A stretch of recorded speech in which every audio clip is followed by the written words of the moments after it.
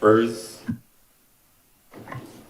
Almighty God, our Heavenly Father, send forth, we beseech thee, upon thy servants who here bear office in this country, the spirit of charity and justice, that they may in all things walk before thee with steadfast purpose and a single heart, and faithfully serve in their several offices, through Jesus Christ, O Lord. Amen. Most gracious author of all good things, we humbly beseech thee for the Parliament of Barbados, especially the Senate at this time assembled, that thou wouldst be pleased to direct and prosper all their counsels to the advancement of thy glory, the good of thy church, and the safety, honor, and welfare of our people.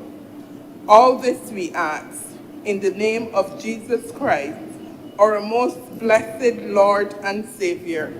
Amen.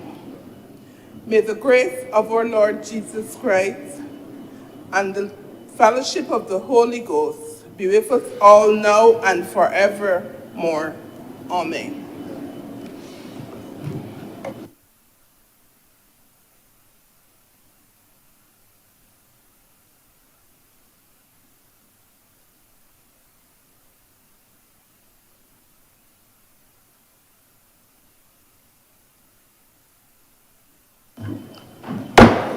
The Senate is in session.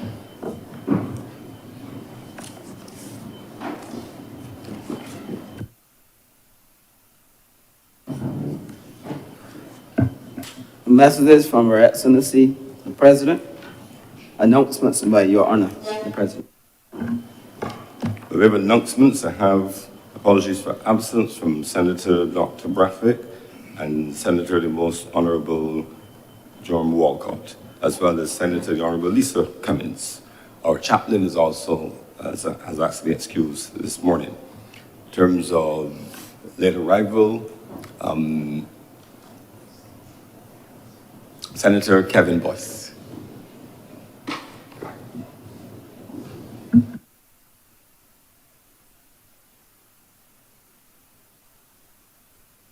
I also have by possession minutes of our meetings held on October 25th, 2023, November 8th, 2023 to be confirmed.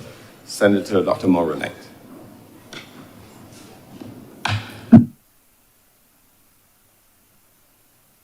Mr. President, I'd like to move that the minutes so mentioned be confirmed.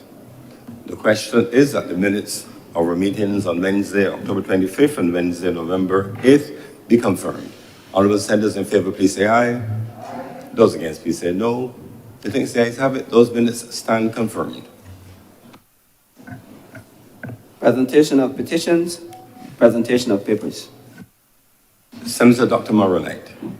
Mr. President, I am commanded to lay the following documents: the audited financial statements of the Allergy School for the year ended March 31st, 2020, the medium-term debt management strategy 2023 to 2024, and the 2025-2026, and the Barbados Physical Development Plan Amendment, October 2023.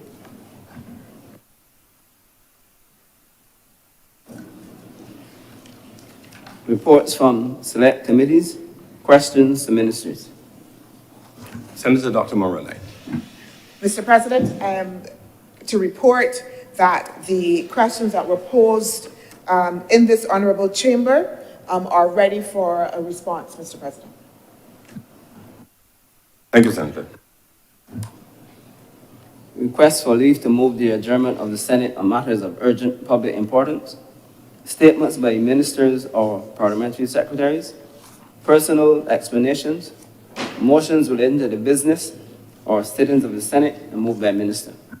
Senator Dr. Maura Knight. Mr. President, I beg to move that you suspend the suspension of Standing Order 45-2 and Standing Order 58 be suspended for the remainder of today's sitting. The question is, the Standing Orders 45-2 and 58 be suspended for the remainder of today's sitting. Honourable senators in favour, please say aye. Aye. Those against, please say no. Methinks the ayes have it. The standing orders are accordingly suspended for the remainder of today's sitting. Introduction of bills. Senator the Honourable Dr. Morronite. Mr. President, I beg to move the first reading of the Debt, Natural Disaster and Pandemic Deferment of Payment Miscellaneous Provisions Bill 2023 and the first reading of the National Insurance and Social Security Amendment Number 2 Bill 2023. The question is that those bills be read a first time. Honourable senators in favour, please say aye. Those against, please say no. Methinks the ayes have it. Public business, sir. Public business is now the order of the day. Order number 4. In the name of the Honorable Acting Leader of the Senate, to move the second reading of the National Insurance and Social Security Amendment Number 2 Bill 2023. Senator the Honourable Dr. Morronite. Thank you, Mr. President, and I hope that you will allow me to wish everyone happy independence. I hope that a number of the members here would have attended the unveiling of the monument to the family last night and would have either been here on the grounds or would have watched the National Independence Concert as we go into celebrating 57 years of this country's independence, Mr. President. Mr. President, the National Insurance and Social Security Amendment Bill 2023, that act, rather, was passed in the other place on July 28th, 2023. It was preceded, Mr. President, by a ministerial statement which allowed and spoke to for a number of changes that would attend to the national insurance scheme. Mr. President, this chamber would have debated and also passed that act on August 9th. We would have had a wide-ranging debate that covered the provisions within that act, and as well, we would have considered all the issues contained in the ministerial statement. But Mr. President, we are here this morning.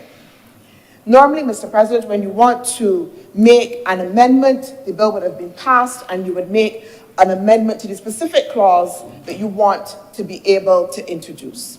However, on the advice of the Chief Parliamentary Council of Government, given that the 2023 Act that was recently passed was not yet proclaimed, it was felt that it will be neater and more efficient to then have a new, Mr. President, Act that would, one, contain all of the provisions of the previous National Insurance and Social Security Amendment Act 2023, and then also provide for the substantial amendments, Mr. President, that we want to be able to introduce. Some of these amendments, Mr. President, speak to the fact that we needed to make provision for the Chief Legal Officer, which is now made at Section 11C. We also needed to make provision for the employment of public officers and others, which is now at 11C, Mr. President, but more substantially as well. Within the ministerial statement that was made, it spoke substantially to a new, more flexible, more adaptable, more fit for purpose regime for the self-employed. And that is essentially the substantive matter that is before us within the amendments that we will consider this morning.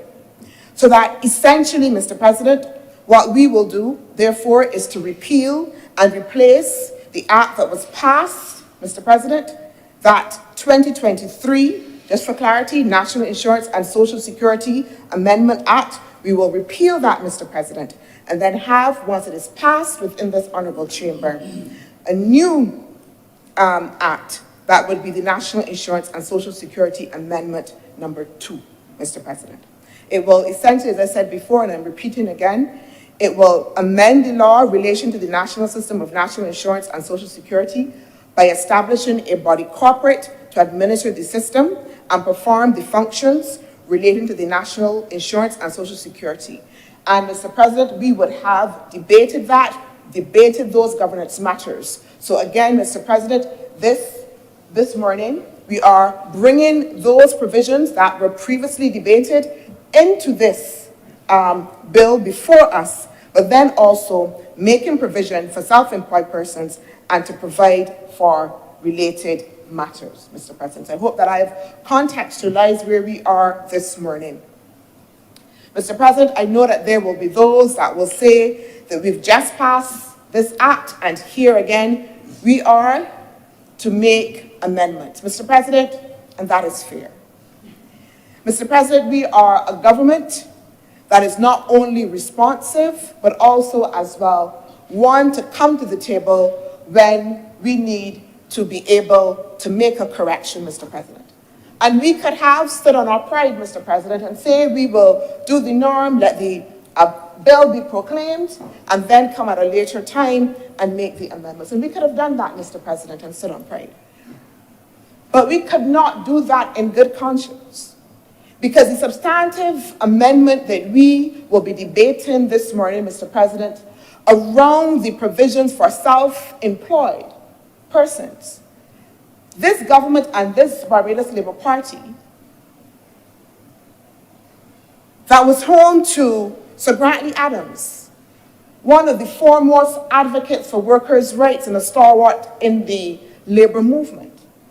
This government, who created a shield around people in the context of the COVID pandemic, and in particular for self-employed.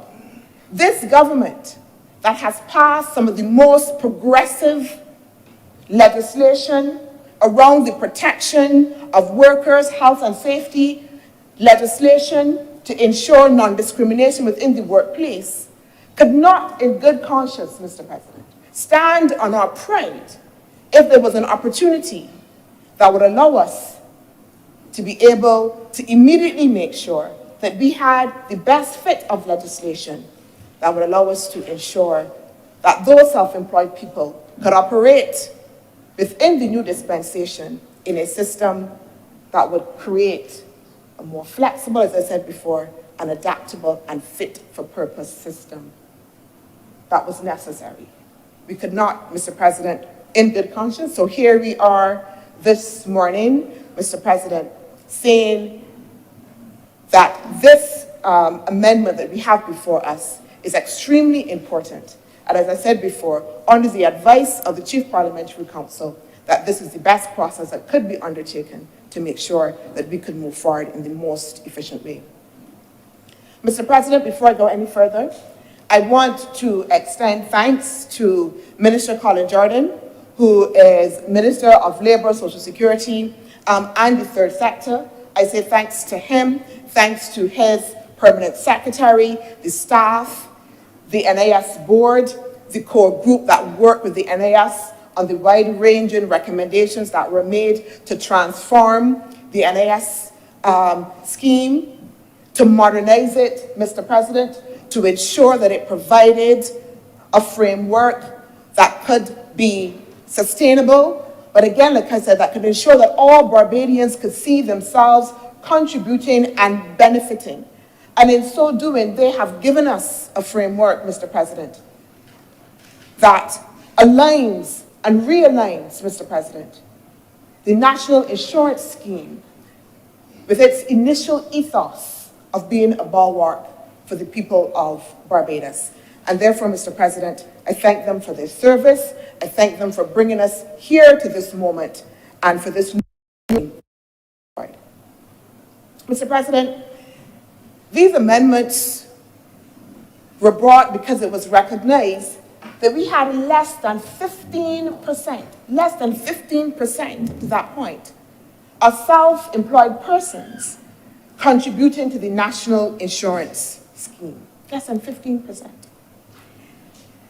And what this would mean, essentially, Mr. President, is that we have a large group of persons, including elderly persons, that at the point that they come of age and want to receive a pension or need support or meet a crisis in their life, Mr. President, that they will have nothing if they did not make additional provisions. So that while these amendments and the provisions for the self-employed does not directly affect the sustainability of the scheme itself, and it doesn't, Mr. President, because if you don't pay in contributions, you can't get out. So it doesn't impact on the scheme itself. But the concern, and the fundamental concern, is to ensure that we can do as much as we can as a government to make sure that we have the structures and processes in place to encourage, to promote the opportunity for the self-employed to participate, to make their contributions, Mr. President, and then to be able to benefit. That is the fundamental challenge and angst that these provisions are trying to address. But, Mr. President, the fundamental question is about why. Why the importance of this? Why have we come back to make sure that we can embed these provisions now within this legislation? Entrepreneurship, Mr. President, has been the blood of this country. Entrepreneurs, Mr. President, are the women who have a little window and they sell a little something from the shop, sell a little something to the people in the neighborhood. It is those people, Mr. President, who have big dreams and big ideas and put the savings and the little investment in to start something, Mr. President, to start a little business. It's the young fellow who has an idea for an app to make the transport system more efficient. He's an entrepreneur, Mr. President. It is the fellow who had an idea for an app about it ain't like Uber, but it could be something just for Barbados. He's an entrepreneur. It is the man who, listen, I feel I could move some people if I get a little taxi license and operate. He's an entrepreneur, Mr. President. Every day we look around and we see people who are making a living in what we would call the non-traditional informal sector. Those are entrepreneurs, Mr. President. Those are the persons who built this country, Mr. President. The people who started with a low one-door store in town and then built it up, who are also employers, Mr. President. Those people are entrepreneurs. Small and medium-sized businesses, Mr. President. Some of them doing, Mr. President, work that is exporting, that allowing us as well to be able to generate foreign exchange. Yesterday, I had the privilege of going and speaking to a group of entrepreneurs similarly involved in the fashion industry, Mr. President. Fantastic work. Young women. I spoke to a young woman who herself, she wasn't even 30, was manufacturing bags, Mr. President, in her home. And she started out by just making bags from what was online. But then she got support. I know she's making a branded bag. She's doing that out of her home, Mr. President. She's an entrepreneur. And the extent to which we have to ensure that the men and women, the young people, who again were the lifeblood and helped build this country, can also have the same and amenable access to the Social Security system, Mr. President, is critical. Mr. President, the entrepreneurs are the little hucksters and traders, the mechanics, Mr. President, who sometimes bother us because they operate on the side of the road. And they should know, Mr. President, because I am a child of a father who was a body repairman. And there were many Christmases, Mr. President, where it was a little iffy up to the day before Christmas because you wasn't sure if you'll be able to finish the car in time to get the final payment, and then we could have what is called the traditional Christmas. Mr. President, I know it personally because I worked for a time as a consultant. And as a consultant, you get a low pay up front, but you're working for months and months to get a draft for the paper before you get another set of money and then the final paper. And that's the life of an entrepreneur. Sometimes you have a bounty, Mr. President, and sometimes then there are lean times. If you are working in the hospitality sector, then it means also that bounty is going to be seasonal, Mr. President. I have many friends who work in the hospitality sector, I have a friend who says to me, "Girl, Chantal, the children don't understand. When they see me coming in with these things, they tell me that I hoard in because the house already got them. When they see me coming in with the bulk of the toilet paper and the bulk of the oil, but they don't know that I am putting down so that when I have my lean season, I have something there to give them. They don't understand. They say they can't get in my bedroom because they got all these things packed up. It is because I am storing up for that season, for that drought, Mr. President. And that is how many entrepreneurs have to be able to operate. But we had a system that was inflexible and not attuned to the needs and how entrepreneurs were operating and their livelihoods, Mr. President. We were doing a fundamental disservice, Mr. President, to those entrepreneurs. And it's a disservice this morning, Mr. President, that we are trying to correct in terms of making these amendments. And it is important because very often I certainly feel that certainly within the creative sector, the entrepreneurial class is sometimes not seen. Again, I was at that fashion fair, that trade expo Mr. President was speaking to you about. And I spoke to a young man who was saying to me that as a fashion designer, he had gotten an order during that COVID period that he was trying to fill. And he'd gotten a grant, Mr. President, of $30,000. But he said that grant of $30,000 was good. But for him to even begin to look at that order, he was facing a cost of up to $69,000, Mr. President. And he said, you know what? I had to eat sardines. What we Bajans would say, go bang your belly a little bit. Yeah? To make it. And he said, girl, you know what I had to do? Is I had to beg the people every month to get them a little bit, and a little bit, and a little bit, until I make it. So that the entrepreneurial class that we have in Barbados is a class that demonstrates a level of resilience, Mr. President, the making it, Mr. President. But I'm not so sure that for many of them, that they think about what happens if. What happens if? And Mr. President, again, we would have seen that in the context of COVID. A pandemic that came out of nowhere, not expected. So that immediately the rug was almost pulled out of those fledgling businesses, those people that live in a little bit day by day. And the government then had to come in, Mr. President, had to step in, like I said before, Mr. President, to create a shield, Mr. President.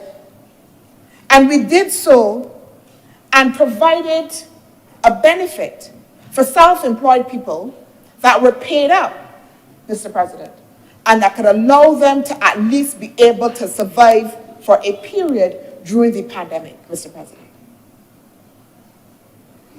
And that benefit provided for approximately 13,000 entrepreneurs, small business people, again, to be able to survive the pandemic. Similarly, Mr. President, the National Cultural Foundation initiated a COVID-19 Creatives Grant Fund and facilitated more than $4 million, assisting artists, covering entertainment to cottage businesses, to allow entrepreneurs, again, to be able to survive the crisis, to survive when the rug was pulled from them, to offer a little bit of a helping hand to people. Mr. President, I want to say to you that fundamentally, primarily I should argue that these provisions, as I said, are important for small business people, for entrepreneurs, to make sure that they have a benefit that they can contribute in a system that helps them. But there's another fundamental issue here, Mr. President, that is important and perhaps personal from my experience. My father, as I said, was a body repairman. And in his very young, very early 60s, he was, as he was called it, pulling a car. and suffered a spinal cord injury, early 60s, that eventually weakened him over a period of time. So right now, so early 60s, at the age of 72, he has no movement, his hands or feet, and is dependent then on his children to provide for him because he had no contributions, was not eligible for any support. But Mr. President, more fundamental than that, at least for me, Mr. President, and I would say it, is because my father, this strapping man who with a look could bring you to your knees, was then reduced to a man that had to depend on others. It creates, Mr. President, a lack of dignity for people. It allows them or forces them to become vulnerable. So we have elderly people in homes because they can no longer contribute, are being treated by their children, by their families in ways that really don't reflect the Barbadian spirit, Mr. President. And so fundamentally for me, in that equation of the what if, it is that we can potentially have a group of Barbadians that have lost their sense of dignity, the sense of self-confidence, that Bajan pride that we know, Mr. President, that are able to tell a man a thing because you know how you're making your way. That if we don't create a system that allows fairly for those people to be able to contribute and then to benefit, Mr. President, I think that we will do a disjustice to the development ethos of this country. And certainly, Mr. President, we will kind of lose our way in terms of that Bajan pride, Mr. President. And I think that is also fundamental in the discussion in relation to these provisions. And Mr. President, again, I say that because I remember as well when I was acting Minister for Labour and Social Security, that I had a prominent pastor call me. And he was saying, you know, my son had called the NIS, he was working again in the creator sector, and wanted to be able to make some contributions. But after an hour-long conversation between whoever it was on the telephone, and ended up with the fact that really and truly, because again, he was young, he was now making his way, again, wasn't able to show based on the system that he was being able to provide these contributions consistently, that he really then could not put his money within the NIS scheme. And he said to me, you know what? My son was so disenchanted. He said, I done with that. I don't understand how the government operating, how the system operating. And therefore, we can also create a set of people who become disenchanted with a process that does not meet them at the point of their needs, Mr. President. And so that we should not take these amendments lightly in terms of how they are intended to promote the participation of self-employed people, Mr. President. Essentially, Mr. President, with these amendments, self-employed persons will have the ability to pay their contributions online without the normal forms and schedules that sometimes can create a little bit of a bother, sometimes a little bit too technical, a little bit too much. They'll be able to pay their contributions, Mr. President, through the NIS portal or also through Easy Pay as well. They will get their receipts online so they can have a running record of their payments. They can make those contributions, Mr. President, without having to specify a period, because essentially the system will allow them to pay as the money comes, Mr. President. You get a little bit when, again, you got that bounty, you come and you make that payment. And then from a couple of months, you might not get anything, but you get a little bit again, and you're able then, Mr. President, with this system, to be able to come and you make your little contribution. And then nobody ain't gonna tell you now, all right, based on the system, Your contributions don't count because they may come in quarterly or they come in this way. What we are intended to do, Mr. President, is to make sure that there is a flexibility for that pay as you earn for the self-employed. Mr. President, what the system will do will allow for a minimum number of contributions, which is $1,200, Mr. President, a minimum number of contributions, $1,200, Mr. President. And again, to ensure that we had a minimum that people could meet, that was inclusive, that would again allow for the range of the entrepreneurs to be able to participate and make the necessary contributions, Mr. President.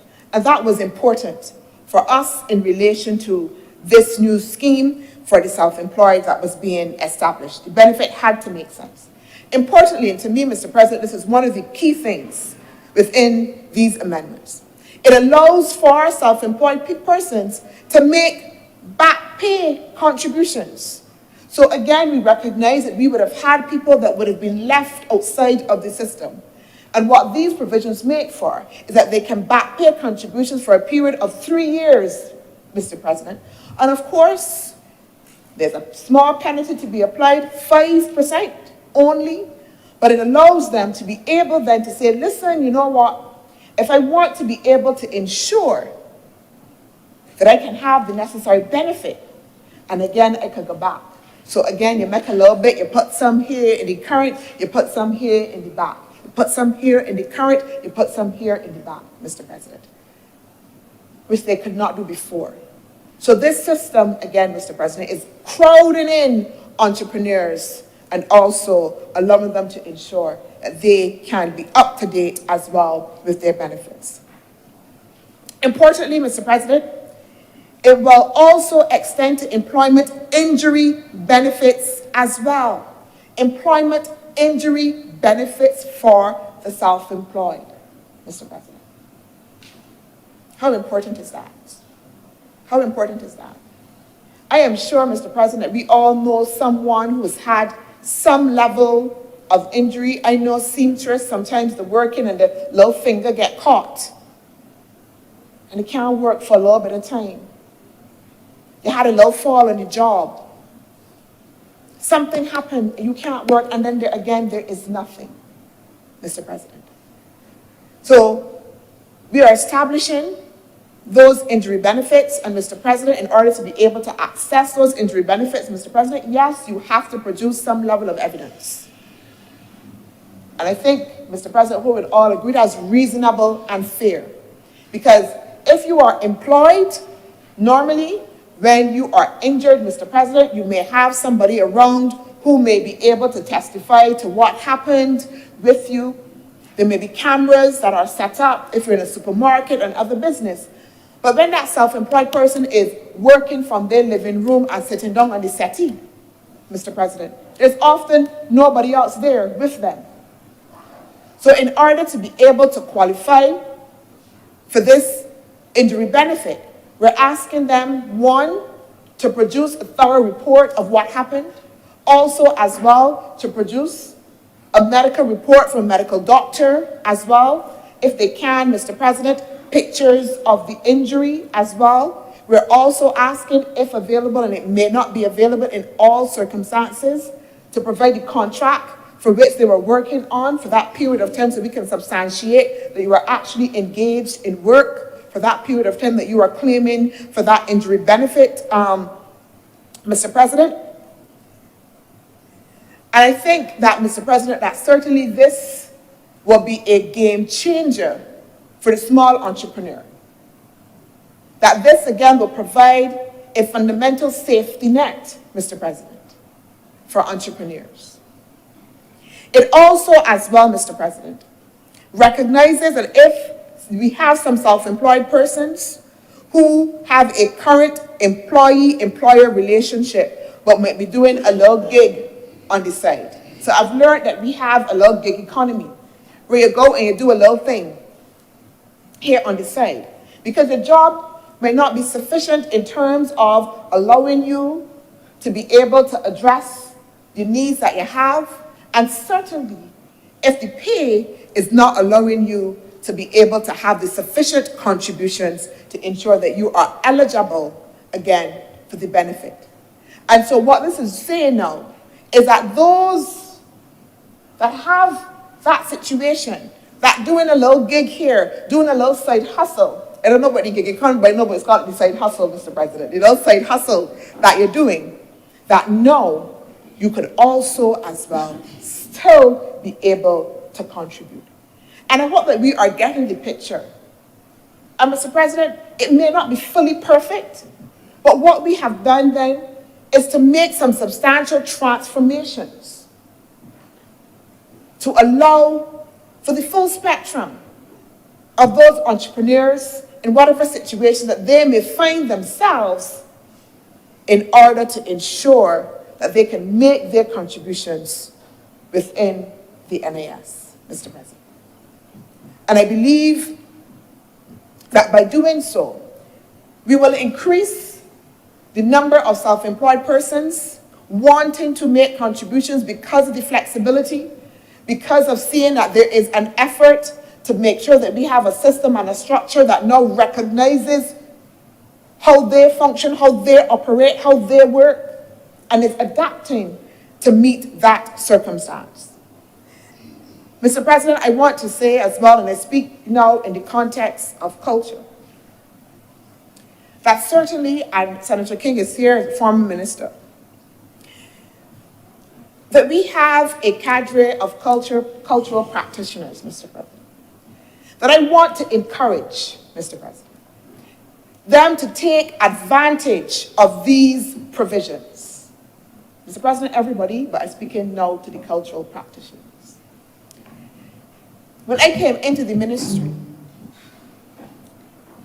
I noted that a large part of what we were doing was supporting cultural practitioners, some of them who were fallen on hard times, particularly when out of season for crop over and there was no work, and they had nothing, Mr. President.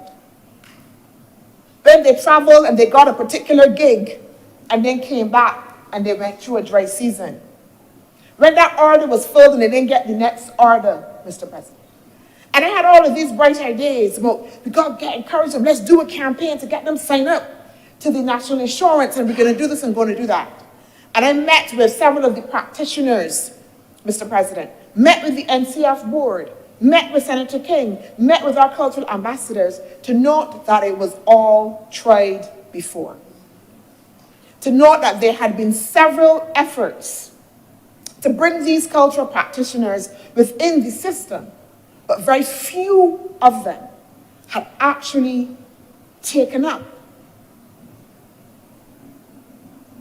the challenge, the offer to participate in the NIS scheme. And Mr. President, that is a sad thing. Because when you look particularly at cultural practitioners and particularly at entertainers, Mr. President, and I hope that Senator King will take no offense, there's a particular shelf life. There's a particular shelf life sometimes. Sometimes the voice don't always be fully informed. Sometimes you don't get the gigs because they want the younger people if you're an older performer. Sometimes you're a younger performer, you got a one-song hit, Mr. President, you don't always make it. From that, you got to toil a couple of years. And the extent, Mr. President, that we now can hopefully help cultural practitioners to understand that there is a system that will benefit them and that they can participate in, Mr. President, I believe will go an extremely long way. I want to encourage the young practitioners, perhaps the older ones, they've probably gone on. But certainly the younger ones that are emerging, those that have managers, to encourage them, Mr. President, as entrepreneurs, to be able to participate in this system. Mr. President, before I close, I also want to note that the government is, yes, promoting in the context of these amendments, creating that facilitating environment, but that is not all that we are doing. If you look at what is happening in the Ministry of Business and its financial literacy program, if you look at the work of fund access and trust fund loan, Mr. President, and the efforts that we have taken in order to provide training, the Youth Entrepreneurship Scheme, Mr. President, to support young entrepreneurs. So on the one side, yes, we're making those provisions, but on the other side, we also as well want to create what we often call the enabling environment that allows them to flourish, not just to survive, but to thrive, Mr. President, by giving them actual support through these funds, building capacity, and as well, Mr. President, I haven't mentioned that with Export Barbados, and I'll mention the National Cultural Foundation here and the work on fashion, working together to create export markets, Mr. President. I learned yesterday, as I was speaking to those young designers, that already through a project between the NCF and a company from Colombia, we took about 8 young and upcoming fashion designers and creatives to a major expo, and 6 of them, before they left, had contracts, Mr. President. 6 of them, before they left, had contracts. So we're also creating avenues as well for them to be able to export, further the brand, further the market reach as well.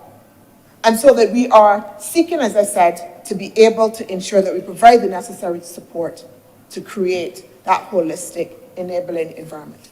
Mr. President, as I close, I commend this bill. I commend in particular those provisions in relation to the self-employed, Mr. President, as being critical, as I said, to ensuring that we can have that group of people that's self-employed be able to make sure that they have a benefit when it comes to pension, but importantly as well, that we will have a group of people that will be able to retain their dignity, Mr. President, in this country, and that they will be able to operate as proud Barbadians who can still say that they are craftsmen and women of their own fate. Mr. President, I'm obliged. Mr. President, I do beg that this bill be read a second time. Thank you very much, Senator Dr. Maura Knight. Speakers? Senator King. Thank you very much, Mr. President. I just want to pick up from where Senator Maura Knight finished, especially as it relates to the entertainment fraternity.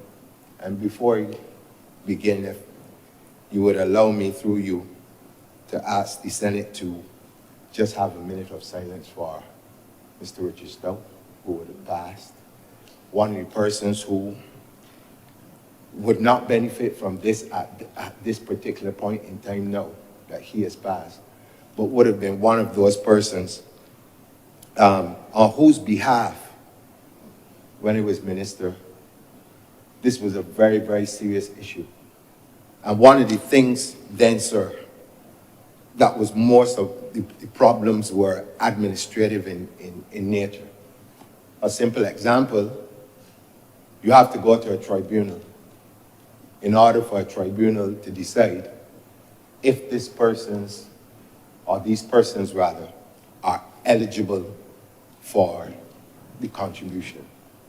Does not take into consideration any of the contributions that they would have made through their work, working in the hotels and promoting Barbados. None of these things are taken into consideration. It's strictly down to, were you able to put in the required amounts at the required time? The difficulty, sir, with that, and I want to be very realistic because sometimes people see things going on without real understanding of how it works and how it does not work. So let's take, for instance, and I can use myself as an example. So you are basically in what fancy words we're using today, a gig economy. You have a wife, you have children that you have to support as a man. You have jobs that are sporadic unless you are able to travel or work outside of Barbados in order to maintain that household. Because of the nature of the gig economy, you are also not eligible for loans from lending institutions and things like that. Which means, sir, that whatever monies you acquire, if you are to provide room shelter for your family, you have to do it out of pocket. You have to do it out of pocket. So imagine you have to build from scratch over a period of time out of pocket. You have to still ensure that your children can get whatever health needs that they need. So if they got dentist bills to pay, God forbid if they got get glasses and all of these other things, you still have to do that. You still have to put food on the table. But your salaries, so to speak, that are paid in this environment is minuscule at the same time for what you are asked to do. And if you just break it down in simple terms, in terms of what is expected of an entertainer, as to what is expected of a person who works in an office, they're two complete different things. The entertainer, by the very nature of the businesses, is called show business.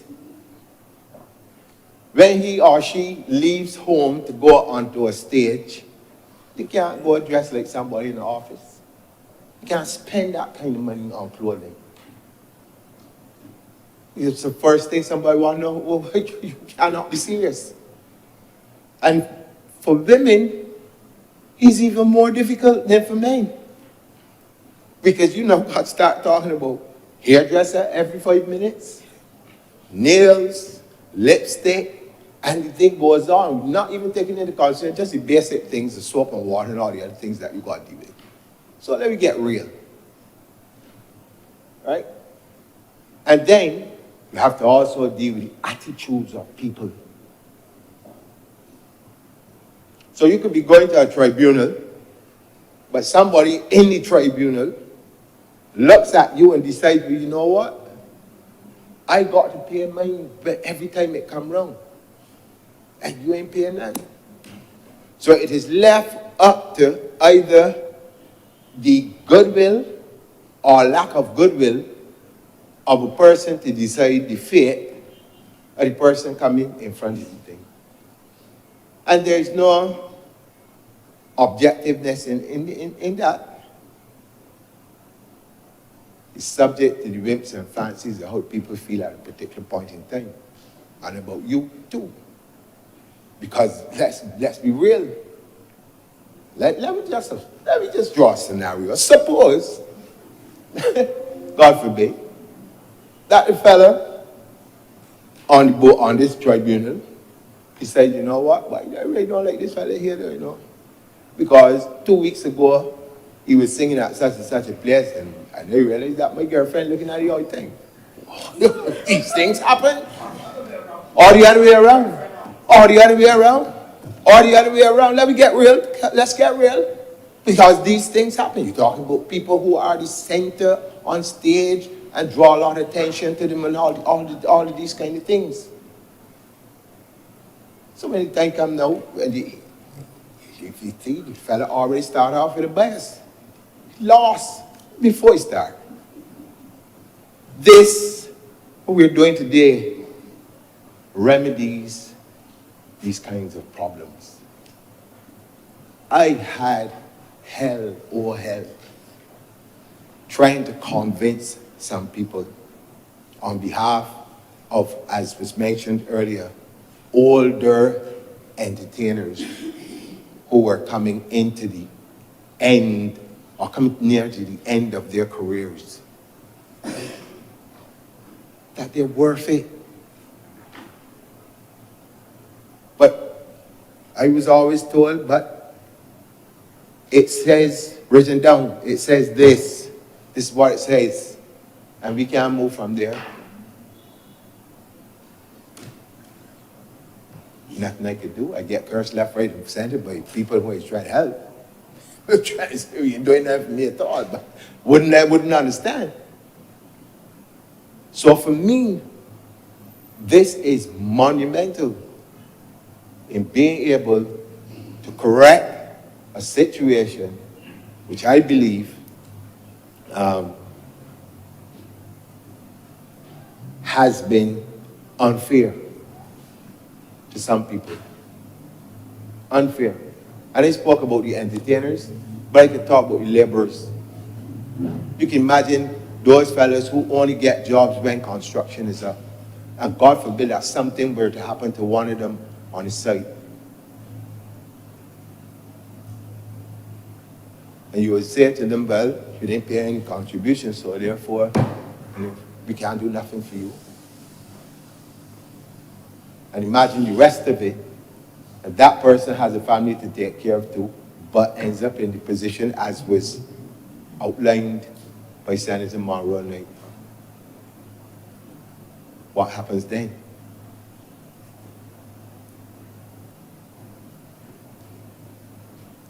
So, I support this. And I also want to make the call to those persons out there to take advantage of this.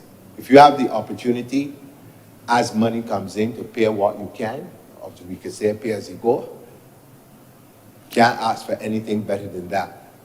You have the opportunity to do it online and get back information that you can keep for your own personal records, that you can see what you put in, so that at the end of the time, when it is time for you to get, you have all the knowledge of this is what I'm supposed to be getting, you understand it. You really can't ask for anything better than that. But I think there also needs to be,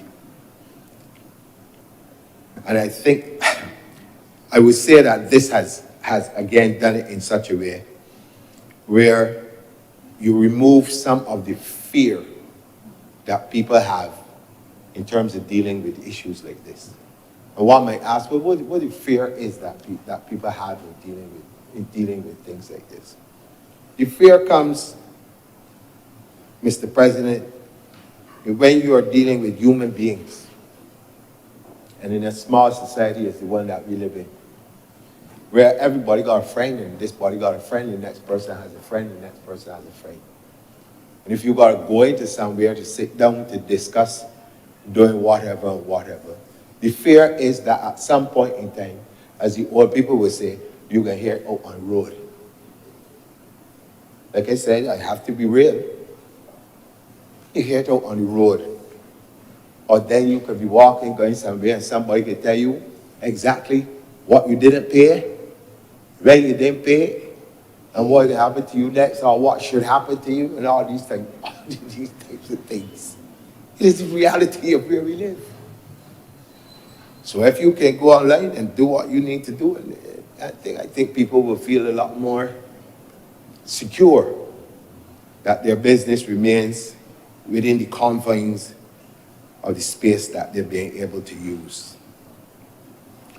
So, like I said, I don't want to be long on it, because it's really, really important that we do things like this.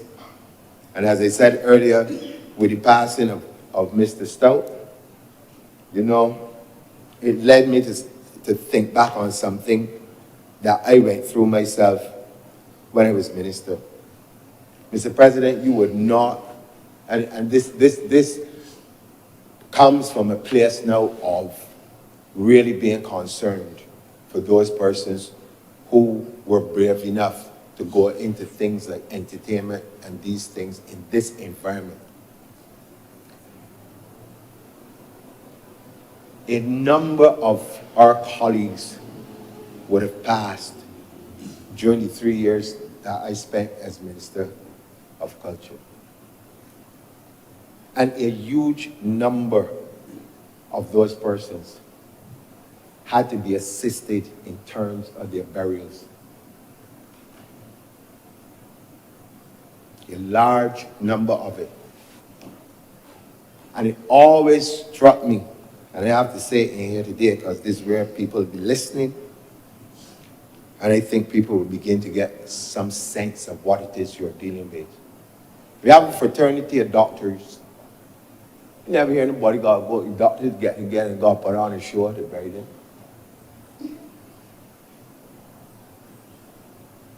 Lawyers, whoever else, you never hear that you have fraternity to come together to bury them.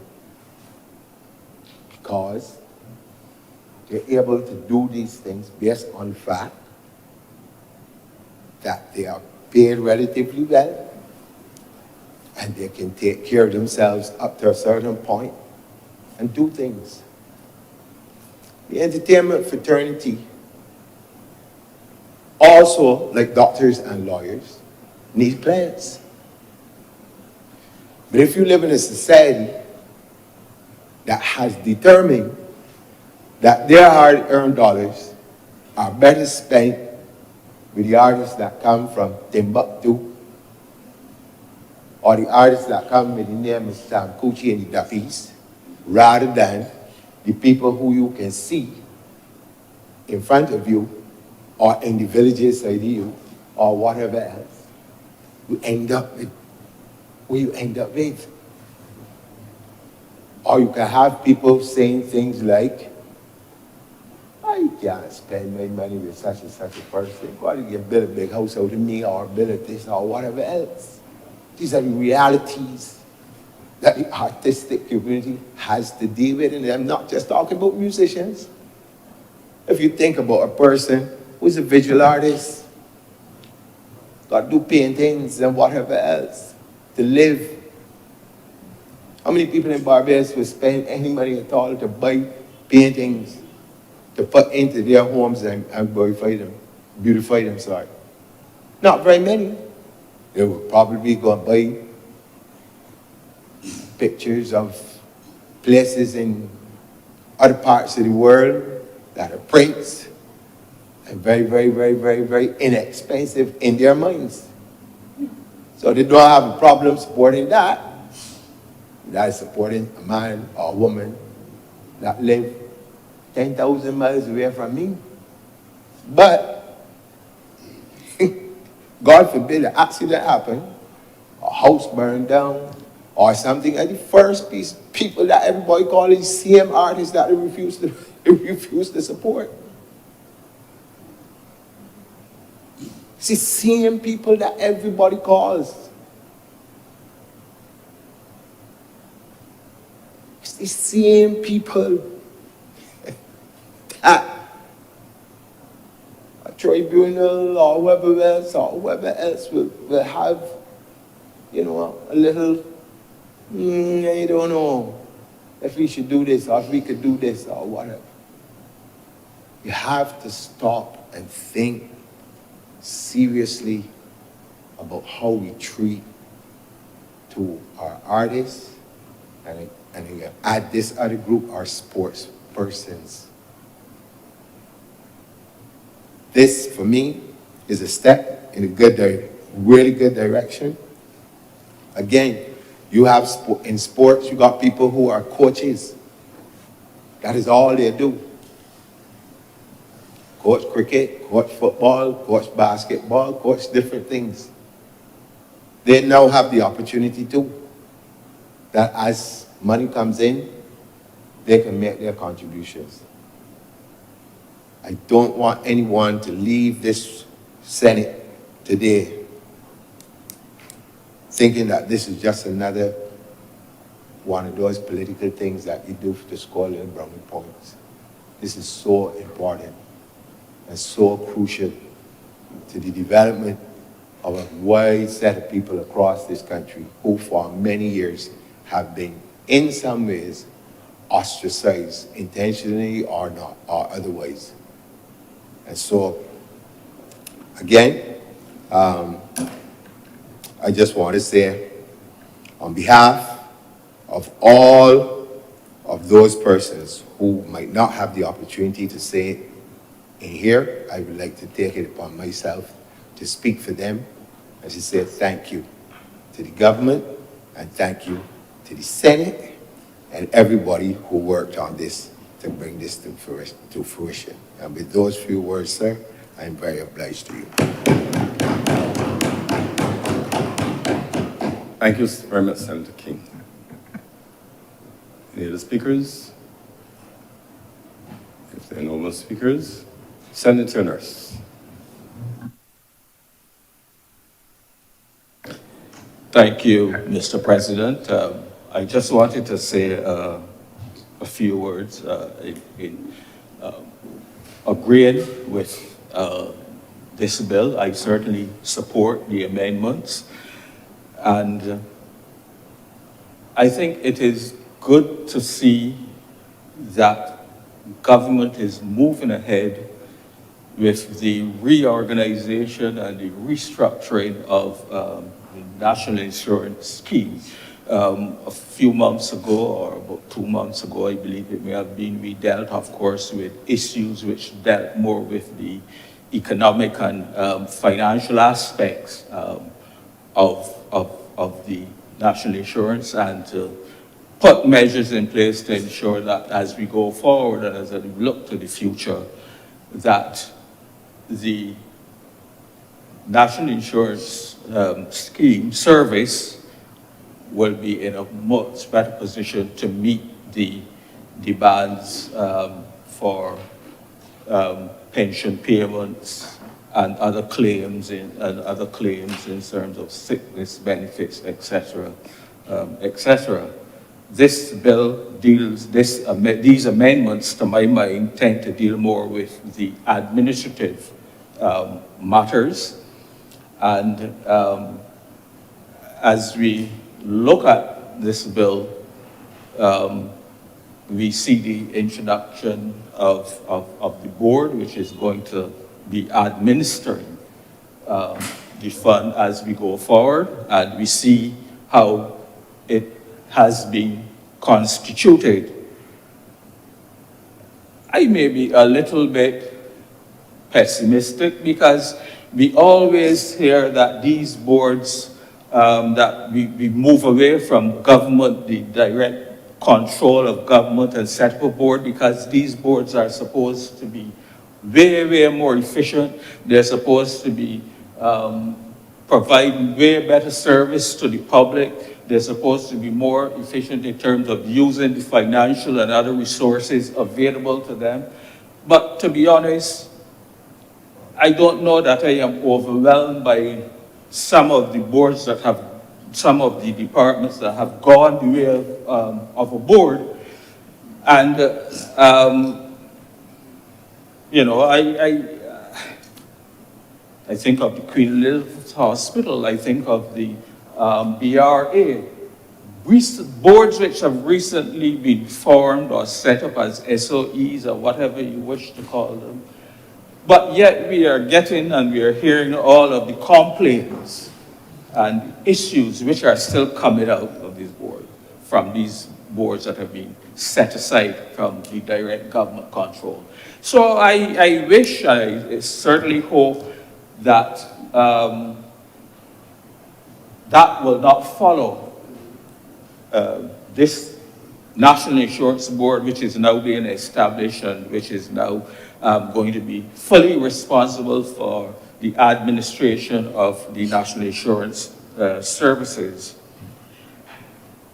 What it means, of course, is that the employees will now become employees of the service. And I am not sure what happens in this case, but presumably, previously, they were being paid from the consolidated fund. And so their costs, the cost of the administrative costs, the salaries and so on, would not have been affecting the national insurance funds.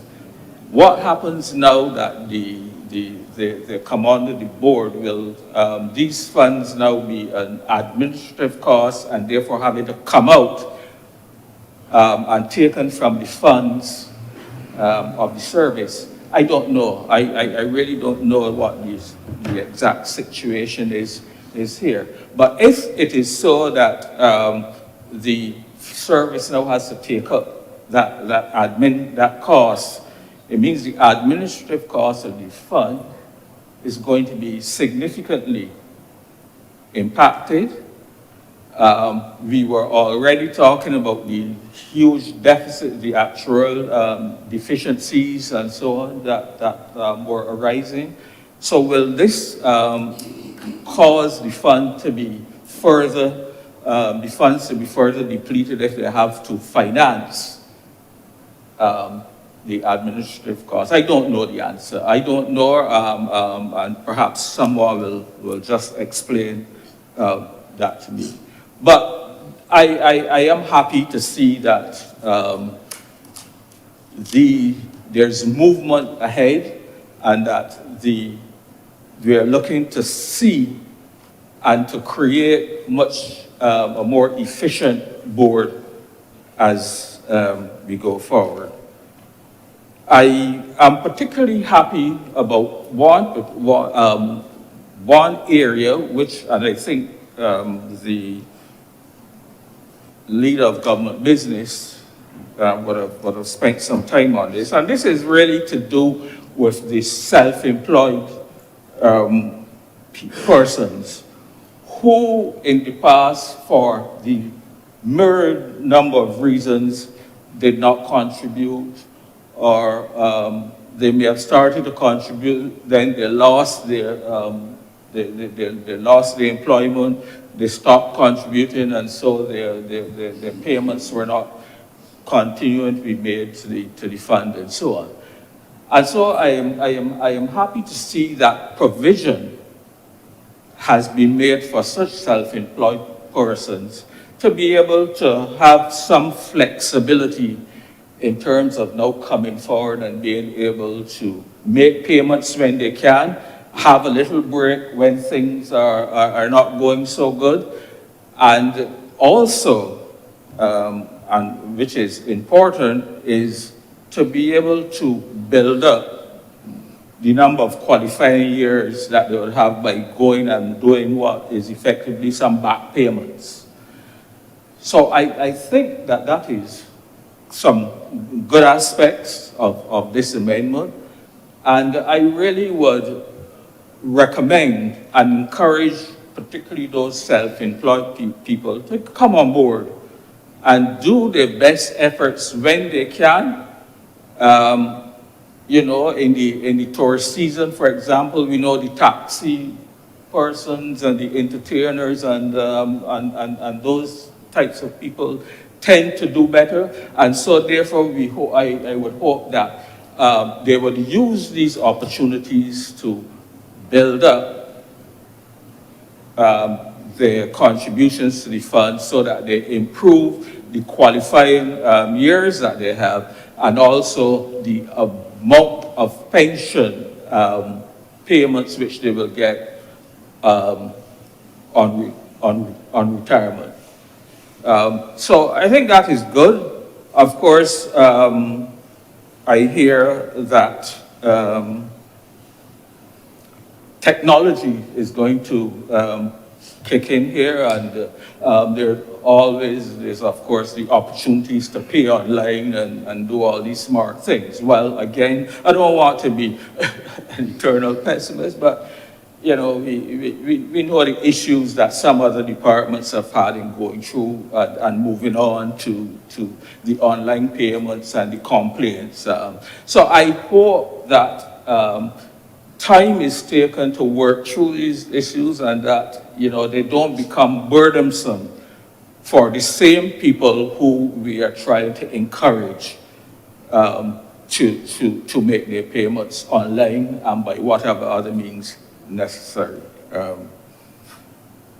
The other thing I would wish to encourage is that, you know, we have, in the case of the entertainers, I believe we have musicians and entertainers, some sort of association, and, you know, we have a vendors association. So and I think they have a very important role that they can play as well in terms of helping to encourage their constituents to see the benefits in contributing to the National Insurance Fund. And it is painful. It is painful when you see, I don't want to pick on any particular group, but, you know, let's say for entertainers, for example, and they entertain for as long as they can, and then when they retire, because they haven't made contributions to the scheme, they are unfortunately end up living in circumstances really which should not be. And we really need, therefore, to encourage those people to recognize that as, you know, it is a pension planning and planning for your future and planning to ensure that you have a regular income to keep you out of poverty and being and having to finally rely on the government or other charitable charitable sources to continue to live is really not the right thing. So I am hoping that these amendments and the ability to be flexible in making the payments will certainly encourage others to come on board. I would also like to suggest, take this opportunity as well, for those people who may now be coming on to the scheme and who will now be starting to pay payments and who may find themselves short of qualifying years. I am wondering if it could be possible that additional, if persons can afford it, additional voluntary contributions couldn't be made so that you actually build up your contributions to the fund and therefore ensure a reasonable level of pension when the time comes.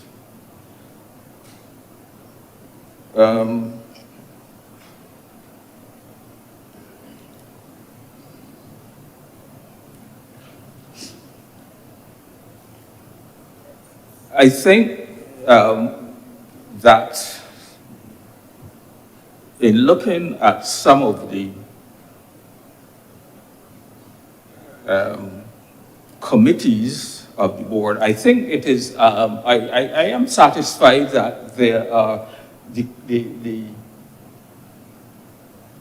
constitution of some of those committees are quite well done, and they lend for the level of expertise and experience which we would wish to see on the committees. And I think that those committees really have some serious work to do and to function in a way that they should. I would only have suggested that I would have preferred to see someone else other than the chairman of the board of the service, or the board being also chair of the audit committee.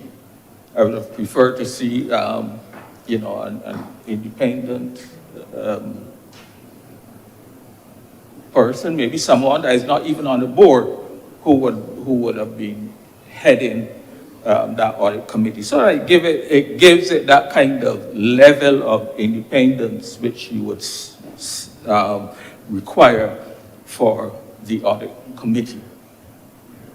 The other issue, and speaking of audit committee and audits and so on, of course, the other issue I would like to raise is that it is really unfortunate that a new board is going to be taking up responsibility for the National Insurance Service, and will have to bring with them the baggage of all of the accounts which have been unaudited, and the Auditor General has reported on this in his report, so we can go back and look and see. But, you know, we could be talking about probably 10 years of unaudited accounts. And so, for the new board to have to take up this, my question is, how do you go forward? How do you ever get, how will that board ever get up to date in these circumstances? And again, I think we will have to look to see what options can be taken so that this board is not tied down, or has tied down with trying to deal with issues of 10 or 15 years ago, when they want to be able to be in a position to start out on the right foot and to move forward. And that is something that I think they will have to give some serious consideration to as they move forward. I think I can only wish the new board well. I think I haven't heard a lot of rumblings from the existing staff, so it seems to me that most of the existing members of the National Insurance Board are quite happy to go forward and become part of the new service. And therefore, I hope that as we go forward, that there don't be, you know, any significant personnel issues again that will be dealt with the board, or that will come up that will have to be dealt with, but that, you know, it will be smooth sailing. And I can only wish for every good thing for this board as it moves ahead. And with those few words, Mr. President, I'm obliged to you. Thank you, Senator. Yes, Senator Maladu. Thank you, Mr. President. Good afternoon to everyone. As usual, perhaps I'm going to be short. I really have one point to make on this. All the previous speakers, previous senators, I agree with everything you've said. I commend the government on making it easier for self-employed persons to contribute. The truth is, self-employed persons who don't contribute and then later on get nothing only have themselves to blame, and that I'm not going to speak to that. I think that that's excellent. Back on, I think it's excellent that that this bill makes it easier. Back on August the 9th, the 31st sitting, Mr. President, the essence of this bill was discussed and many of the issues ventilated. And as the leader of government business has explained, this is just a continuation of that which was said known to be coming.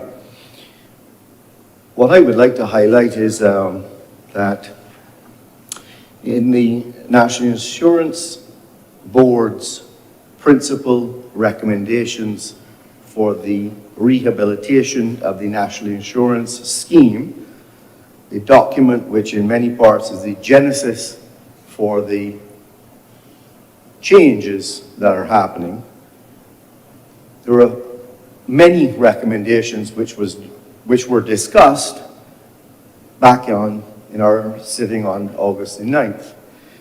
And we were told, and we heard that day, that there would be more to come, that we couldn't do everything in one step. And we've heard that today, Mr. President. This is, in fact, step two. So the government is sticking to its word and is working through these things. And as I said earlier, there's only one area that I want to highlight, and I am perhaps disappointed, and I probably will come as no surprise, as I spoke on this previously when we last discussed this bill. The principal recommendations in that document from the National Insurance Board, on page 16, it made it very clear that what everyone that had been consulted on that paper had agreed was that the uncollected income from non-compliant employers was a fundamental problem that the scheme faced. There was many other issues that the scheme faced, again, which we've all accepted: the aging population, the shrinking workforce, the debt restructuring, the minimum yearly contributions, all of these things we've talked about before. But on page 12 of the National Insurance Board's principal recommendation, it makes a specific recommendation saying that we must take steps to recover. Now, when I read the bill that is before us today, sir, I note, and I apologize for reading all of this, and bear with me. I note in the bill that it provides for the establishment of the divisions, and that the service shall comprise of a chief executive officer, a chief finance officer, a chief people development officer, chief operations officer, a chief investments officer, a chief policy and planning officer, a chief risk management officer, a chief internal officer, auditor, a chief legal officer, chief information technology officer.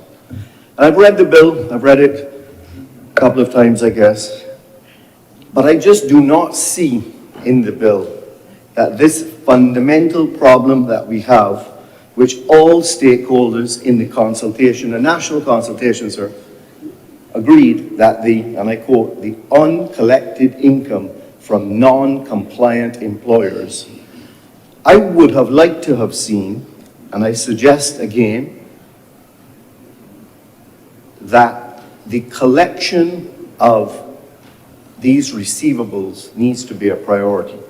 I would have liked to have seen, sir, I don't know what the right name is. It could have been maybe the chief compliance officer. It could maybe have been, I don't know, the chief collections officer, something. But in many of the descriptions of the jobs in here, it seems to be implied.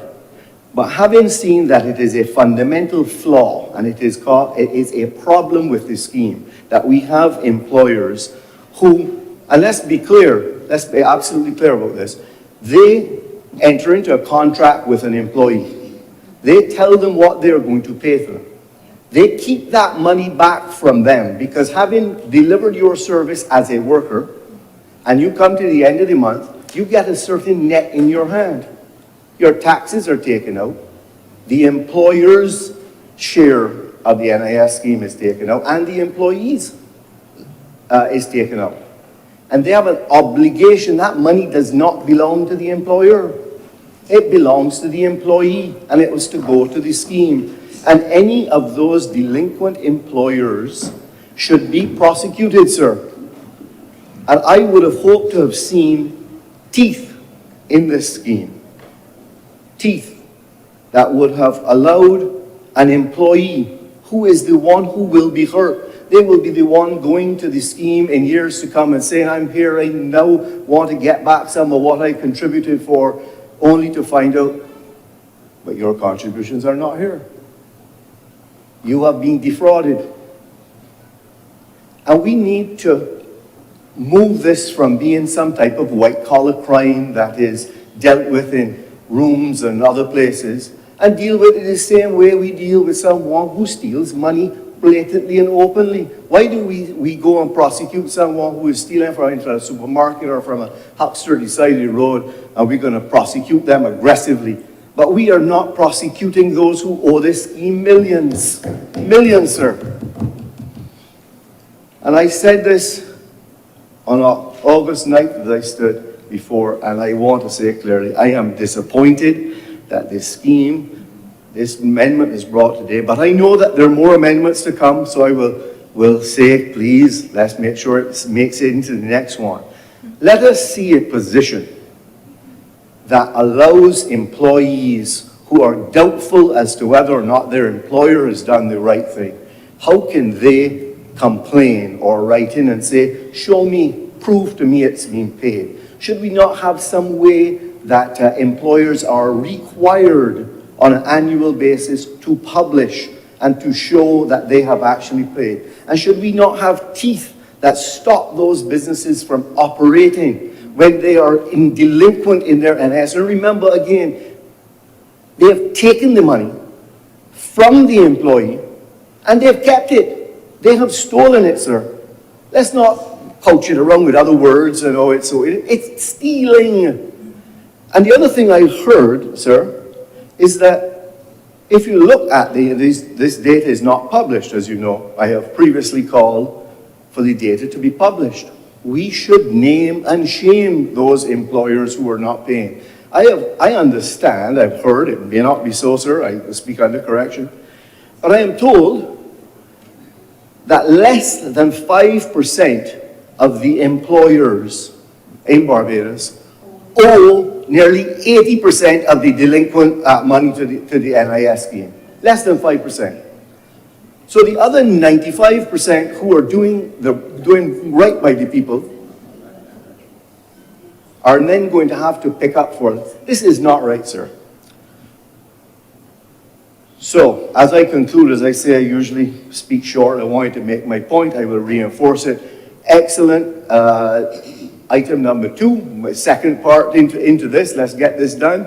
Make it easy for the self-employed to make their contributions. That's great. If they choose not to make it and there's nothing there for them, well, so be it. But those who do contribute and expect their money to be turned over, and it is not turned over by rogue employers, they need to be prosecuted. This bill should have had a specific person responsible for that, specific person reporting back as to the compliance of the scheme with all the things in the bill that the scheme says it's going to do. There should be a specific report on that. And I do hope that in further revisions of this bill in the not too distant future, we will address that significant flaw. I'm obliged to you, sir.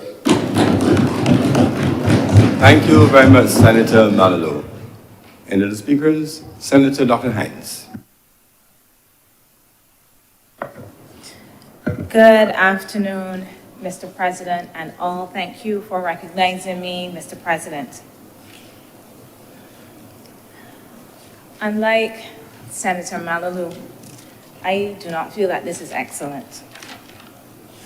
And I will say why. Everything doesn't have to be excellent. There's a concept of good governance, and we have some scholars. Brindle is one of them at University of Warwick, who also talks about good enough governance, because sometimes it's hard to get where we really want to go, we really need to go, and we may need to look at what is good enough.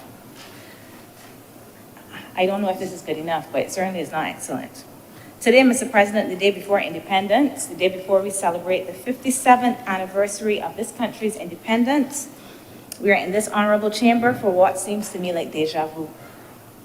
It seems to me like deja vu. I kept asking myself when I opened this piece of legislation if something is wrong with me, something is wrong with my head, because I am most certain that I did all of this already. We do this already.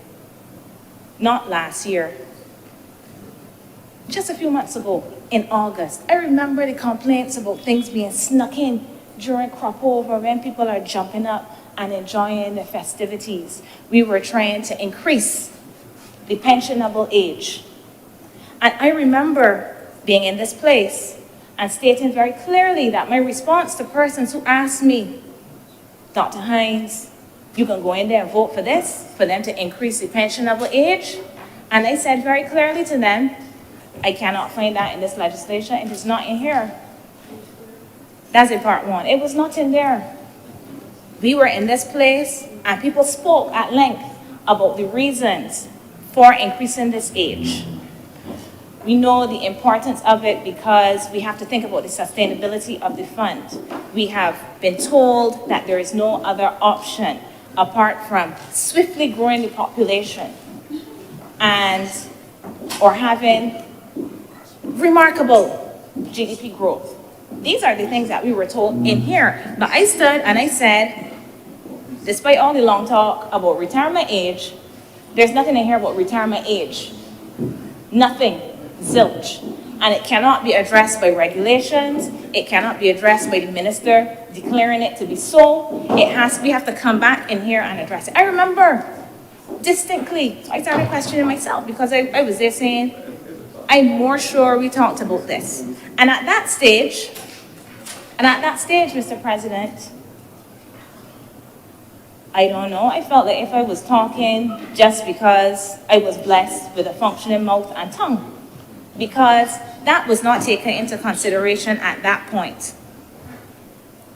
Here we are today, being told that the reason that we are back here is to address provisions, the substantive reason, the substance of why we are here is to address provisions for self-employed persons. And this legislation certainly does address provisions for self-employed persons, and I will speak about that. But that's not the only thing of substance in here. One of the significant things of substance in here is what people have been talking about, that they're going to have to work longer come 2034. So for us to sit down in here, stand up in here and in the other place and to bypass that, I watched the last debate in the other place and I listened very carefully to the minister. I listened and I had on my YouTube, I had the transcript up as well because I wanted to make sure that if I didn't hear, I could see. And I went back and I went forward and I went back. The debate of the 21st of November, 2023. The P word, pension, pensionable age, not mentioned once. Because, you know why it wasn't mentioned? Because the substantive change that this legislation is bringing is for self-employed people. Not this pension age thing, not a substantial change. The substantial age change is for self-employed people, and this is important. I don't want, Mr. President, for people to think that I am making this out to be something insignificant, that we are addressing self-employed persons. But it also is significant that we are adding something here that was not added before, and people should be aware of that. And when we were discussing it and we were saying the legislation is repealed, that we came and we discussed a few months ago is being repealed because it's cleaner to make these additions for the self-employed. It's cleaner to do that by repealing it. So my expectation in this cleanliness was that I am just going to look back and see basically what we had discussed last time, the previous legislation, 1 or 2 changes. The word state was someplace that it was not supposed to be, that is removed. All right, that is gone. Just 1 or 2 changes, little changes to that. But the substance of what I am looking at, the substance is going to be dealing with the self-employed. Lo and behold, 45 pages of a document. We don't talk about self-employed people in any substantive way until page 40. Not to say that that means that the substantive or the substance of the change can be measured in the number of pages, because if it is that we were just bringing back what was in the previous legislation because it's cleaner, we were just bringing it back because it's cleaner, we will have these many pages and then we address the self-employed. But we don't just have that. We have a number of changes to what we previously discussed on the 9th of August. We don't just have some commas being moved, some grammatical errors, a few little things being expanded. I have moved from my notes. 6:55, Mr. President. 6 hours and 55 minutes we were in here on the 9th of August. 6 hours and 55 minutes. And questions that people asked, changes that were suggested, were treated as if they were nonsensical. All kind of rumblings you could hear as if this place was hungry and had a bellyache when questions were asked at certain stages. Yet, instead of addressing things at the place when they can be amended and saying, you know what, let's go back and look at this legislation. I hear what? We could have even gone back and looked at the legislation and come back 4 months later, like, no, to address that amended legislation. No, please. You gotta pass it now, today, as is. It must be done as is. We can't amend anything. We cannot. It's gonna be passed. So you pass it and then you come back and repeal the same thing that we passed. That there was no willingness to address any amendments. No willingness to address the concerns that were raised. And then we get this back-patting exercise. We're gonna pat ourselves on the back for doing what we said we would do. We said we would change some things and we're coming back to correct it. Correct at the correct phase. Why are you going to repeal something just months after spending 6 hours and 55 minutes of people's time in here? Oh, good grief.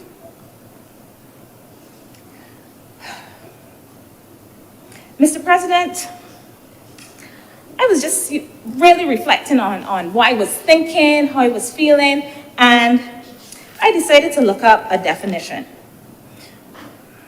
I'll see if I can find it before I get a little carried away. The definition. Then I have to read this one directly.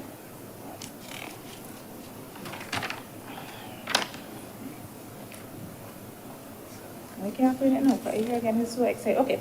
To make somebody believe untrue things in order to control them, especially to make them think that they have imagined or been wrong about what has really happened. I will tell you all the word in a little bit. I got that from the Oxford Learner's Dictionary. I had to find a newer dictionary because this is a word that has entered our vocabulary before the dictionary I have home. I have my dictionary still from secondary school, so it's a little old, but we know words come into fashion. On looking up the etymology of this word that I will tell you all about, I learned that it emerged from a play, a 1938 play, in which a man seeks to make his wife believe that she is going insane by going in the attic and playing with the gas. He plays with the gas so that the lights in the house dim. And when his wife says, "Can you see that the lights are dim?" He says, "No, there's nothing wrong with the lights are bright." And he does this on a repeated basis, making her think that she's wrong. Her senses are failing her, something must be wrong with her, because she's constantly having this belief that the lights have been dimmed, but her husband is saying, "No, I don't see anything, it's bright in here." The play, 1938 play by Patrick Hamilton, is called Gaslight. This is the origin. Mr. President, on a point of order. Mr. President, as far as I'm aware, the process that this honorable chamber observes is that we give everybody an opportunity to be able to ventilate. We dissolve into committee. We go clause by clause by clause, and we vote, Mr. President. And then we come back, and then we ask for the bill to be read a third time, and then we count the vote, Mr. President. Mr. President, So what to is the point suggest of order, that please? in the context of this process, that this chamber is engaging in gaslighting, Mr. President, is to bring this chamber into disrepute, Mr. President. And I do not think that that should be allowed. That is the process upon which everybody has the ability to be able to ventilate. Yeah. Cannot attribute that to this chamber, Mr. President. And I would ask for those comments, Mr. President, to be withdrawn, to be struck for the record and withdrawn. Just a second. I've heard the definition so far. I haven't heard it attributed as yet. And I'm sure that Senator Dr. Hayes has not proposed to attribute it, because then it would be unparliamentary. So you will step carefully from there. But I haven't heard it attributed to anyone at this point. But definitely would not be something that members of the Honourable Senate will be engaged in. Thank you, Mr. President. And indeed, I did not attribute anything. I said, on reflecting, I went and looked up a term, and I looked up the origin of the term. And that is all I had to say. I wanted people to know about the term that I looked up, because the term had something to do with how I was feeling about this process. But I would dare not attribute any such thing to this honorable place. But it is unremarkable that there are many people On a point that- of order, Mr. President. It's also point of order. It is an attempt to mislead the chamber, that the use of the word gaslight with its pejorative connotations, and it only has pejorative connotations in its natural meaning, can be stuck in the middle of a speech without associating it to the behavior that the speaker was seeking to identify and describe. If that is now allowable, then I will use the word disingenuous to speak to what was attempted. Look, it is certainly true that the word was the first, there's no attribution of the word to the speaker this morning. It's a reflection of the sailing close to the wind, but the wind hasn't blown. A reflection by the senator of how she was feeling about a previous debate. It is my judgment that the standing orders have not been breached as yet, but you would sail delicately. Senator Dr. Hayes, please continue. Thank you, Mr. President. I find it incredible that we could be here talking about the substance of this legislation. The substance of this legislation that is before us is to deal with self-employed people. And because I just give a definition, the word disingenuous was used in a kind of conditional way. In a kind of conditional way, the word disingenuous was used. But I would never use that word disingenuous to say that the pretense that all this legislation is about is self-employed is fact. I would not say that. I would not say that because Senator Dr. Hayes, Senator Dr. Hayes, you cannot accuse anyone of pretense in relation to matters which are brought before the chamber. That would be to impute improper motives on the part of honourable members, and that's not allowed. So you'll withdraw the accusation of pretense and the structure for the records and move on. Withdrawn. Not gaslight. I have not said that anybody has gaslit anyone or that this has occurred. I just said that this is how it felt. But if I will be allowed to continue, I will make the points that I would like to make, because even though we are supposed to speak according to a particular line as the mission has laid out, as this is an independent country celebrating independence tomorrow, and as I am an independent senator, I will use this independence to speak about the elements of this legislation and the process without any efforts, once again, to, I guess, portray persons who are not speaking from the script as doing something oppositional. Because, Mr. President, I can tell you the facts. According to what I have read, thanks to the education I received in this Barbados, the facts indicate that a whole lot in this legislation addresses that previous bill that we looked at on August the 9th. And they are not minor changes.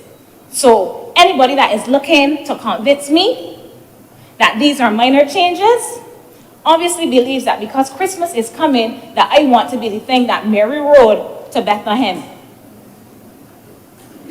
or that Santa Claus is coming. Mr. President, I sat and I went through this amendment and the previous one, the one that's been repealed, because it's cleaner to repeal it. Now, my thing is, if everything in there was the same, or almost the same, there would be no reason actually to repeal it, so it would be cleaner, you know. You just add on the other things. We have a December 1st deadline too. We're here the 29th, the day before independence, because this is supposed to take effect the 1st of December. Where did that deadline come from?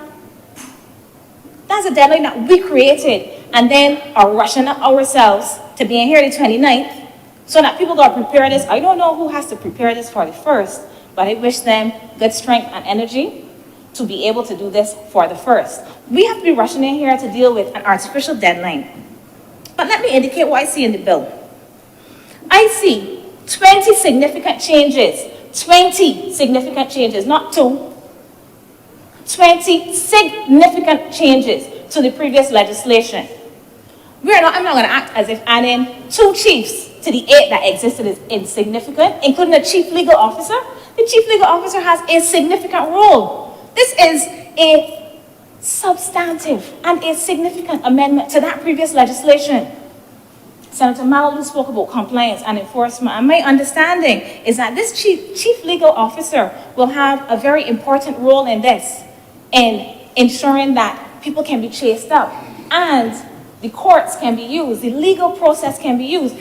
But this is not even discussed and debated about this because there's a little change. We're dealing with self-employed. A chief information technology officer. That's something new in here too. That's not a little and a change. This is why it had to be repealed. Because clearly, 4 months ago, nobody thought that we needed a chief legal officer. In the haste to bring this, and not to amend it, and not to take the time that we required. I'm not saying that things will not have to be changed as they come up. It's one thing that you have a piece of legislation and you start working with it and then you realize, oh shoot, this isn't working, we need this. This legislation is not even proclaimed. We enacted legislation that we did not even think that we could proclaim it because it has so many issues, 20 significant issues that had to be addressed, 20 of them. 20 of them. I don't think that is excellent. And as I said, everything does not have to be excellent. Good enough. And I'm not sure that it is that. I could list these changes. This document is littered with changes. Littered with changes. We have additions, removals of things, expansions, the role of the 2 chiefs as I added. I have written down all of them. I do not want to bore people with going through them because then it would be viewed as pedantic. At 4G, we have addition. So what we have something added from what was there in the last piece of legislation that we're just adding on to this. We're not significantly changing it. We've already agreed that legislation. So what we're dealing with here is self-employed persons. 4G, a removal of 2 at 6 in this current legislation. At 9A, 1 and 2, we have additions, 9E and F added, 11 capital A, C, D, and E added, 11 capital B, comma B added, and then we have the roles of the 2 chiefs that I spoke about, 11C, 11D, 11 capital E added, 11G, substantially changes the employment of public officers, and I believe that this was addressed already in here. 11N2, we have an expansion. 11X, a change of the date for the commencement of the actuarial reviews from March 2024. 11CC 2A2, 11CC3, 25B, we have an addition to section 30A. And this has to do with unemployment benefits. And this is a significant addition. This is not a little one-line addition. That is a significant addition. Now, we're not looking at that in here. We are supposed to just skip through that and talk about the very important issue of ensuring that persons who are self-employed pay their contributions so that they get coverage. We're supposed to skip over that. Don't discuss that. That's not substantive. That's not of substance. At 11, we have a more sensible approach to dealing with the schedules than that jumble up thing that we did last time, where schedule 2 was 1 and 1 was 3 and all kind of business. We have the new second schedule. This is a significant change, as I've already said, that changes the pensionable age, people pensions. That is not a minor thing. I know we talked about it in here before, but we did not legislate it. We are legislating it today. That should be made clear. Anyway, the substance of this is to deal with self-employed people. We do have self-employed people being dealt with in this legislation. Let us be fair. At 2, we have a definition of self-employed, which is useful. At 5, that's on page 29, we have the inclusion of personal injury insurance, which deals with injuries during employment, as Senator Dr. Monroe Knight made very clear. And one of the things that I would like to emphasize is that at 11, we have an amendment to the first schedule. This is on page 31. And I would like to go to page 31. And what this talks about is the kind of contracts that how are self-employed persons entering into contracts for service? And they can enter into contracts for service by way of an oral contract, a written contract, or even implied. This is important. And I'm going to say why it is important in just a minute once I can pull up the page 31. Right. Mr. President, as I said, when you reach page 40 of this 45-page document is when we really start dealing with the self-employed. And that is where I would like to go. Yes, there are significant things in here about self-employed people, and it is important that they have coverage. I have been speaking with some family members living in the United States of America, and it really is shocking the extent to which they do not have coverage for these kinds of things that we take for granted in Barbados. So encouraging self-employed people to ensure that they have that cover as well, as has been very well discussed so far in this debate, I think certainly is a laudable step. I know the jingle from the NIS. It says, pay your contributions by the 15th of the month. If you're self-employed, you should pay too, because in the future it will benefit you. It's more than a contribution, it's your lifeline. I'm not going to sing it. But self-employed people have long been encouraged to pay. And what we have with some of these the consequential amendments is where we start addressing self-employed people.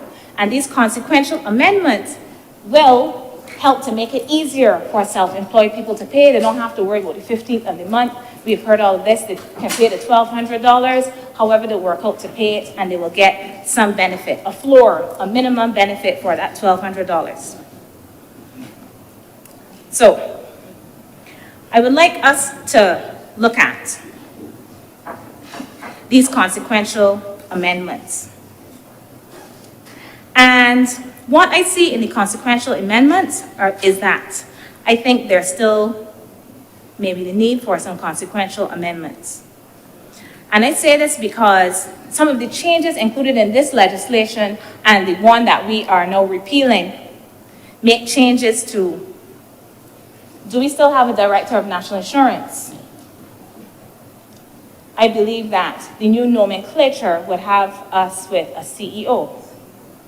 However, when we look at the legislation that is being amended, what we see is that we still have in that legislation reference to the director, meaning the Director of National Insurance. So these changes that we've made to the governance structure, those should, in my understanding, also be reflected in these consequential amendments so that those pieces of legislation are referring to the correct person who is going to be making some decisions about personal injury claims, for instance, during the course of employment. I have seen director used in that legislation that I went back to.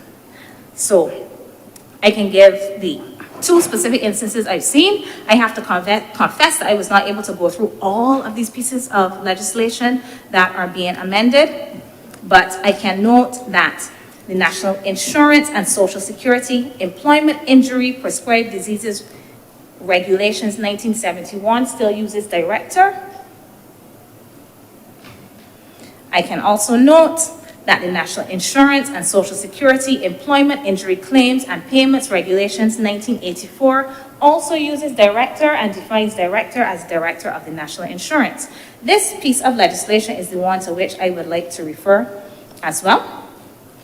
So in this amendment, in column 2, on page 44 at 6A1, this talks about a claim for injury benefit by self-employed persons. These things are important because when people have to claim, we want to ensure that they're able to get what is owed to them, what they deserve. And this says, a claim for injury benefit by a self-employed person shall include. Senator Dr. Monroe Knight spoke about some of this already, but I'm going to read in detail because I want to focus on something very specific. A personal report of the cause of injury. B, a report or a letter from a registered medical practitioner. C, an eyewitness report if the incident was witnessed by another person and the contact information of the witness. D, this is the one that I want us to look at. A copy of the contract for a service relating to the task, job, service, or undertaking in which the injury occurred. But we already noted that in this legislation, that a contract does not have to be written. It can be oral and it can be implied. This legislation has this laid out very clearly, not once but twice. Once in the consequential amendments and once, as I noted, also on page 31 and 11. Shall is the word used. So if it is that you shall include a copy of this contract, this means that, and it is the director, again, that is adjudicating this matter. So that clearly needs to be changed. But if it is that you shall have that, but your contract can be implied or oral, what's going to happen here? Something needs to be done, in my estimation, with this clause. However, we can leave it as it is and then repeal this and come back in 4 months, if that is a smoother and cleaner way to deal with things. So, Mr. President, yes, self-employed persons have been added here, and this is so crucial. But I want us to also remember that while we are focusing on the benefits to self-employed people, that this is also part of a bigger picture as well when we are talking about the sustainability of the fund. We sat in here in July or August, I can't remember now, early August. And we had a meeting, not August 9th when we came to actually deal with the legislation, but before that we had a meeting. And we talked about the various ways in which we can ensure the sustainability of the fund. And one was making sure that we capture more people in the net. So this includes the people that Senator Malalu spoke about. We're not capturing them in the net because they're already in the net. They're just not doing what it's supposed to do. So we have to deal with compliance. But we also have to capture more people in this net, those persons who are out there and they're not paying in, despite the jingle from National Insurance that is so catchy that I can remember it. So probably other people can remember it too. If you're self-employed, you should pay too, because in the future it will benefit you. People are still not doing it. So this is not just about ensuring that artists have cover, that those on gigs or on the hustle have cover, that people who are planning here, whether it is on the beach or privately for some of us, because some of us don't go to the salon, we go in somebody's bedroom or front house and get the braids put on and we pay cash. So whatever it is, wherever it is that people are working, it's not just about ensuring that they have cover, but it's also about the sustainability of the fund. It is a step, not the step, because there are other things, as I mentioned previously, that need to be added for this. We have to look at growth. We may need to look at the size of the population. But this is one step as well. And I think it is important to let that be known also. This is not just a bleeding heart strategy to think of the self-employed, although it is that as well.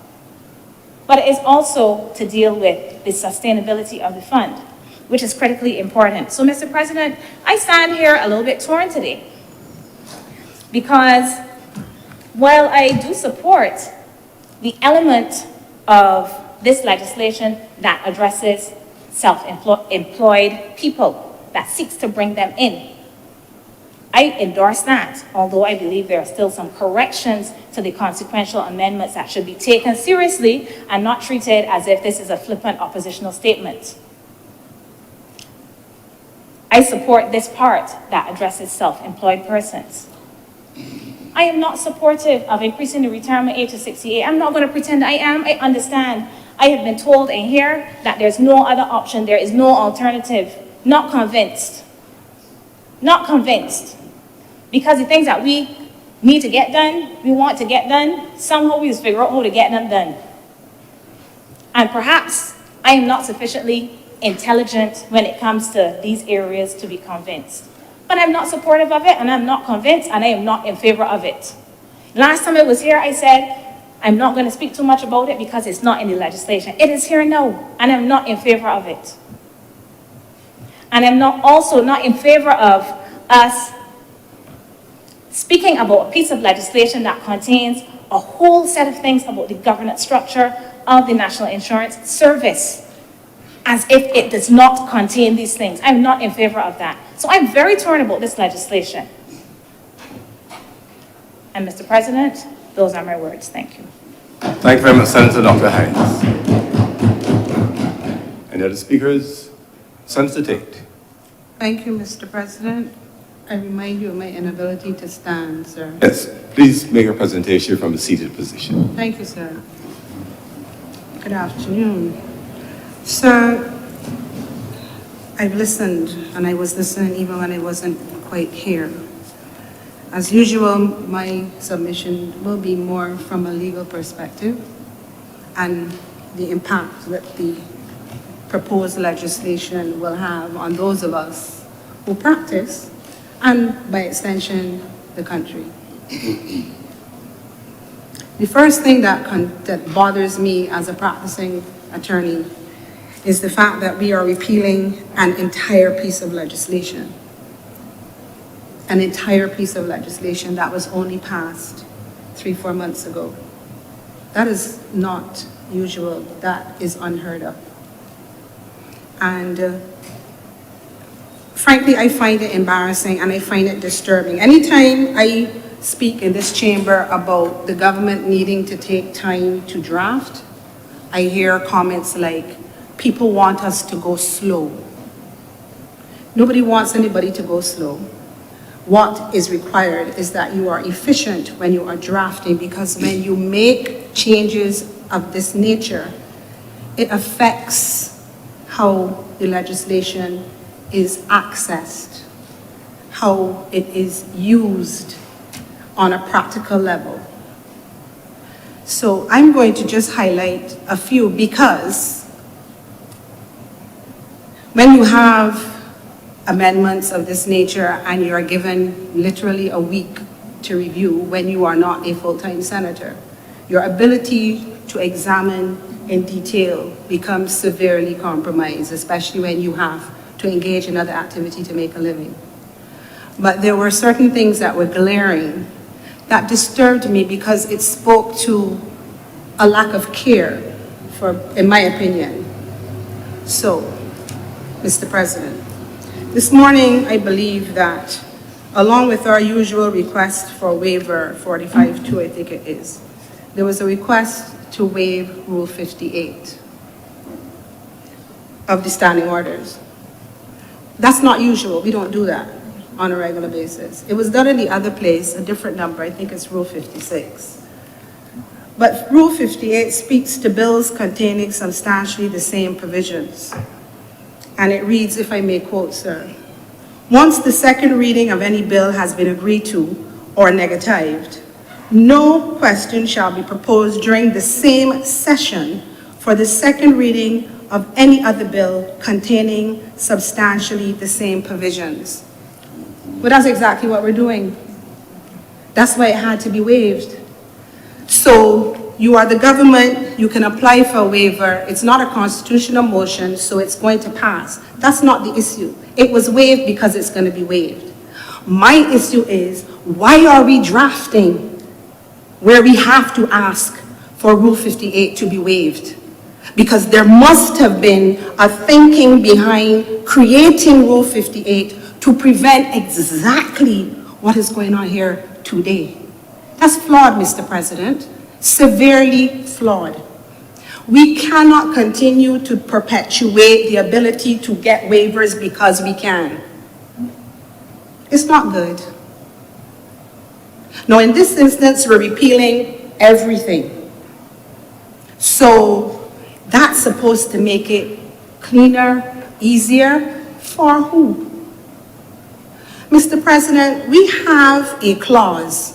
For the first time in I'm not going to say how many years I've practicing, because I got some people on the other side that I don't even know if they were living as long as I'm practicing, and I'm a full diva. I'm not Senator Thompson going to say how long. However,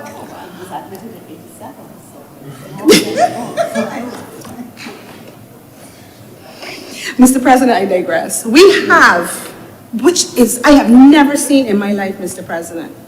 When you see clause 11, Mr. President, we have a clause that goes from the letter A. And I'm going to do it by the page because everybody doesn't read legislation. Let's start. We start at page 12 and for purposes of this afternoon, sir, I'm going to refer to the amendments as Amendment 1 and Amendment 2 so that we all know what I'm talking about. So Amendment 1, for clarity, you came, you debated. I didn't debate NIS. I can't manage an NIS and an integrity bill in the same week. I don't have the mental or physical capacity. So I focus on integrity. I did not debate NIS. So I take no responsibility for the outcome of what transpired for the 6 hours and 55 minutes. I was not here. Sir, my body hurts. We have on page 12, clause 11, sir, and then we start. This is Amendment 2. We start from 11A, sir. And if I didn't see, I won't believe it, sir. We go all the way down to Z on page 26. But it doesn't stop there, Mr. President. Then the draft persons start at 11AA, 11BB, all the way down to 11EE. You know what that means? There are so many amendments that the subdivisions have done the alphabet once and some. No, that is untidy drafting. That makes it difficult to follow what is going on. Sir, look at me, and I'm only dealing with Amendment 1 and 2 papers everywhere. When you have a job to do for somebody, you need to know what the law says. You can't keep up with this type of drafting when you are representing somebody's interests. You need to know what the law says. Why wasn't Chapter 47 repealed in its entirety and cleaned up and brought as a new, complete document, Mr. President? This had committees. This legislation had a consultant, an actuarial consultant. There were committees, different stakeholders allegedly met. I can't say they did because I was not on the committee. But we were reported that we had different persons meeting because this was a major transformation. And you're going to come with a piece of legislation that has an 11EE clause? Supposed to piece it together. Let's talk about Amendment 1. You did an entire piece of legislation in August. Y'all sat down in here and passed a piece of legislation that did not make provision for a chief legal officer or a chief information technology officer when you are telling the self-employed people, come and pay online. So when it don't work, when most of the government portals that have issues, and I have one with one, and I'm not going to call their name. You know I'm not going to call their name? Because I sent an email saying there's an issue. And the next day, I had an answer. We're looking into it.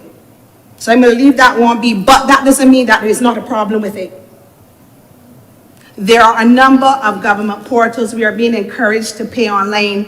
You can't get a receipt. You can't get it to happen. But you want us to pay online, and you did not include in your chiefs a chief in technical or information technology officer. What you mean, Mr. President? And you did not put in a chief legal officer, and you got a bill that confused. How you mean? And the hurtful part is there is an outstanding chief currently in position. How you would put him in? So you got to bring him back in. But here's the thing. Talk to me. Y'all, really? Let's talk about what you've done. So you tack them in, because it can only be a tack. And you know what? Y'all need to start reading over before y'all put on the full stop. Read over what you do, because if not, I am going to see it. I am going to see it. You know why? Let me tell you why. When I was on campus doing legal drafting as a course, I had the fortunate or unfortunate situation where my father was on campus teaching. Don't go to him and ask him to review nothing. You're going to cry because you think you have an excellent document, and he picked it apart very slowly. I didn't know then what I know now, that what he was teaching me allows me to see. So, Senator Thompson, Senator Boyce, have a look with me with the rest of the senators. Let's look at the amendments given for amendment number 2. Have a look, why don't you? I encourage you to have a look. On page 14, where we have the added role tacked on to the end of the chief legal officer. We go to J, and then K says, and may I quote, sir, such other functions or duties as may be required by the board or the chief executive officer for the purposes of the service. It is interesting to note, Mr. President, that that same clause was put on to the role of the chief information technology officer, i.e. the second added on position in amendment 2. Such other functions or duties as may be required by the board or the chief executive officer for the purpose of the service. Not another chief has these clauses. Why? Because the other chiefs get brought over from amendment 1. They weren't on. They brought in the 2 new ones, fixed up the 2 new ones, but didn't see it fit to go back and deal with the other 8. Because we now have 10 chiefs. Do not be confused. We have 10 chiefs, and a paper was circulated showing the regrading of the positions that seem, I wasn't good at math, but based on what I'm seeing, these people are getting close to $20,000 a month each. When you put their basic and their allowances, stand to be corrected, but from what I saw that was circulated explaining the process. So each person at 10, you have a chief, which means there are going to be minions, or, oh my goodness, a department. Each person is going to have a department. You can't have a chief and they don't have a department. Where are we putting these people? How are we getting them paid? And why are we defining the positions in the legislation? When you want to upgrade, when you want to change, you got to come back to Parliament. Amendment number 72, what you mean, Mr. President? Put the chief executive officer and other staff as the board may think fit, and call it Wally. Beg your pardon, I'm in the Senate. Make it so. You have put all of these people, anytime you want to change it, it is a statutory amendment for which you have to come to Parliament. You're confusing the place. I like how the government always does things to make me appear to be very, very bright. Mr. President, what is a chief people development officer?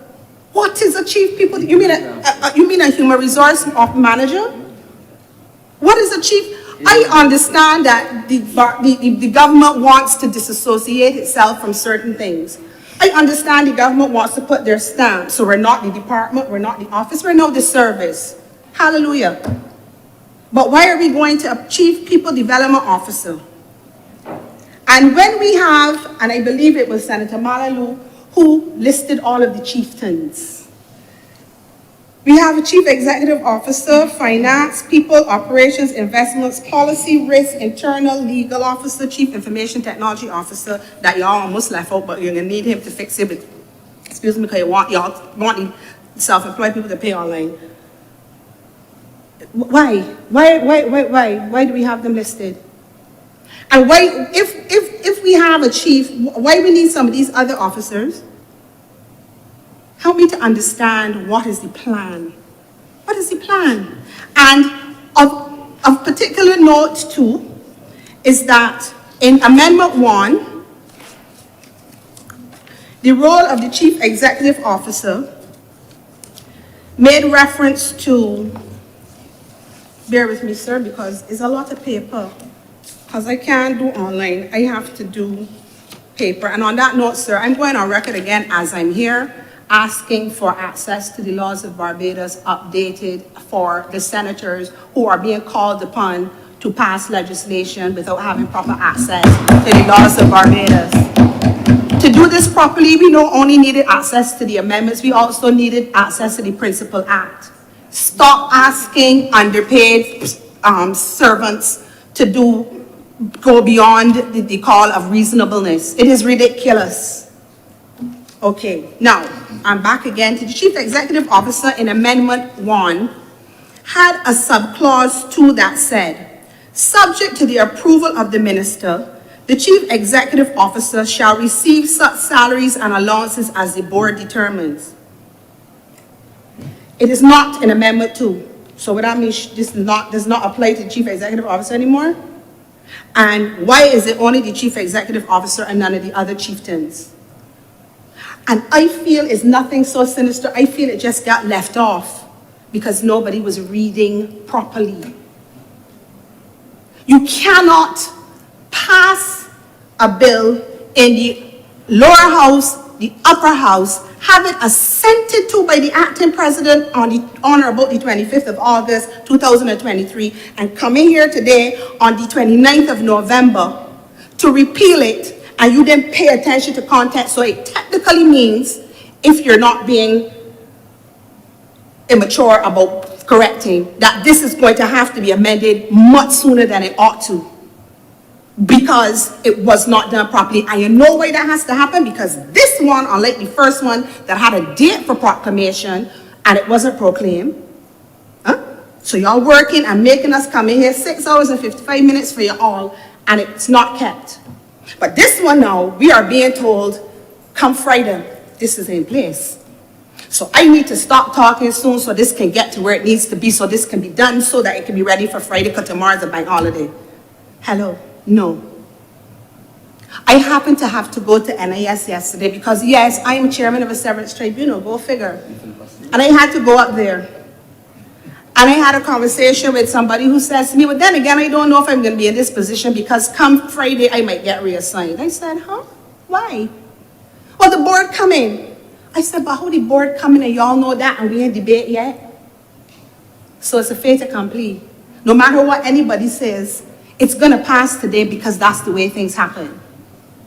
But there's something fundamentally wrong with that, Mr. President. If the amendments being suggested by all of the persons who are here in this space, making viable, relevant, and important suggestions for improvement, that it doesn't happen just because it has been determined that this has to start on the 1st of December.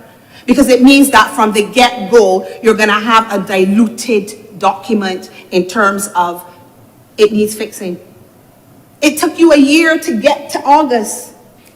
We are now here in November with obvious flaws that will not be fixed because the government senators are going to say yes. I'm quarreling. Y'all gotta do what y'all gotta do.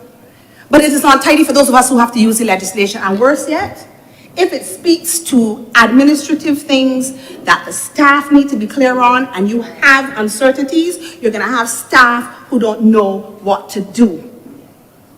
That's not right. Fanfare, meeting with this group, the independent senators, you know, this deal with us last. This thing, the next thing, and they should deal with us first. You know why they should deal with us first? Because we're going to say no when it needs to be no. We're going to say fix this when it needs to be fixed. Certain people don't have that luxury. You got to say what is to be said, whether you want to say it or not. I move on. We are touting this legislation as a self-employment transition, a self-employed person, manna from heaven. Yay. I'm self-employed, Mr. President. Yay. But as you are promoting it as a self-employment bill, is it really going to help? Okay, some elements, sure. But talk to me, Mr. President, not literally, of course, about this employment injury benefit. Now, when I look at the rates that persons currently pay, and I expect they're not going to change, I could be wrong. We have an employment energy rate, I beg your pardon, sir, an employment injury rate for private sector employees where there's an employer and an employee, 0.75%. Government permanent employees, where there's an employer and an employee, 0.75%. State-owned enterprises and statutory corporations, there's an employment injury percentage of 0.75%. And that, sir, is what I'm talking about is the breakdown of what your contribution percentage. When you get to self-employed, because you know we living large. Our headings are national insurance, 13.5, non-contributory, 2%, training levy, 0.5%, catastrophe fund, which is new, 0.1%, and health service contribution, 1%. That comes to 17.1%. So that would be the contribution of a self-employed person. But you notice there's nothing in there that speaks to employment injury benefit. So we are offering employment injury benefit for the self-employed. That's marvelous. I listened to Senator Monroe Knight talk about her dad, and I felt that because I am a victim of a damage to my back years ago. I feel your pain. But sir, I'm not trying to suggest that it is not something that is useful. But how are we paying for it? How are we paying for it? We are saying that you're going to get 90% of your contribution if you make a claim as a self-employed person. But what it also means is that if I say I'm injured and I qualify to be paid, MAS is going to pay everything for me. Where are they getting the funds back to replace what they pay for me? Because I'm self-employed. No, Mr. President, a few weeks ago I left Barbados to go and have a PET scan done because it's not done in Barbados. I had to travel. If NAS had to pay for me, they would also have to pay for my paying fare. If I can't travel alone, they have to go with somebody. When I get there, they have to pay me because that's what we do. It's our lifeline. But how do we get that? How do we recoup what they're going to spend on me? I have been home, got up from my study, I'm self-employed, went to get a Clorox wipe to wipe my keyboard, and somehow I ended up on the floor, hitting my head against the door that was open, bleeding. Senator Maynard quarreled with me because I was bleeding, I didn't know.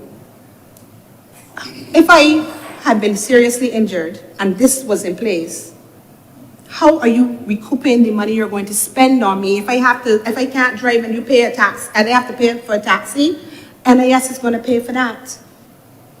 MRI, have you had an MRI in Barbados recently, Mr. President? Okay. X-rays, Mr. President. Consultant, specialists. How are we paying for what we are saying to the self-employed people? This is available for you because it's not in their contribution and there's no employer to help top it up. You gotta be real with what you're doing. I'm not saying don't do it, but make it make sense, Mr. President.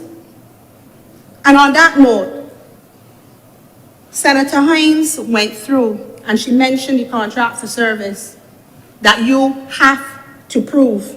So you are offering to pay claim, but the way this is done, and if we use the examples that Senator Monroe used, a lady at a window, a mechanic, which one of them is going to have a contract for service to show NAS that they engaged or were engaged in a particular job? So what you're doing is you offering me an employment injury benefit, but the chances of me being paid are slim to non-existent because do not feel for 1 minute, Lord, that in the midst of it all, you then tack in at the end, very quietly like a whisper, and I quote, any other information the board may require. So how are you going to, I go in there a morning and you there, Mr. President, you decide you can ask me something that I can't answer or I refuse to answer, I don't get my injury. Now, I got in here enough time to hear the exchange between Senator Hines and Senator Thompson. I don't want to in any way suggest that anybody tricking anybody, but you gotta tell the people the whole story.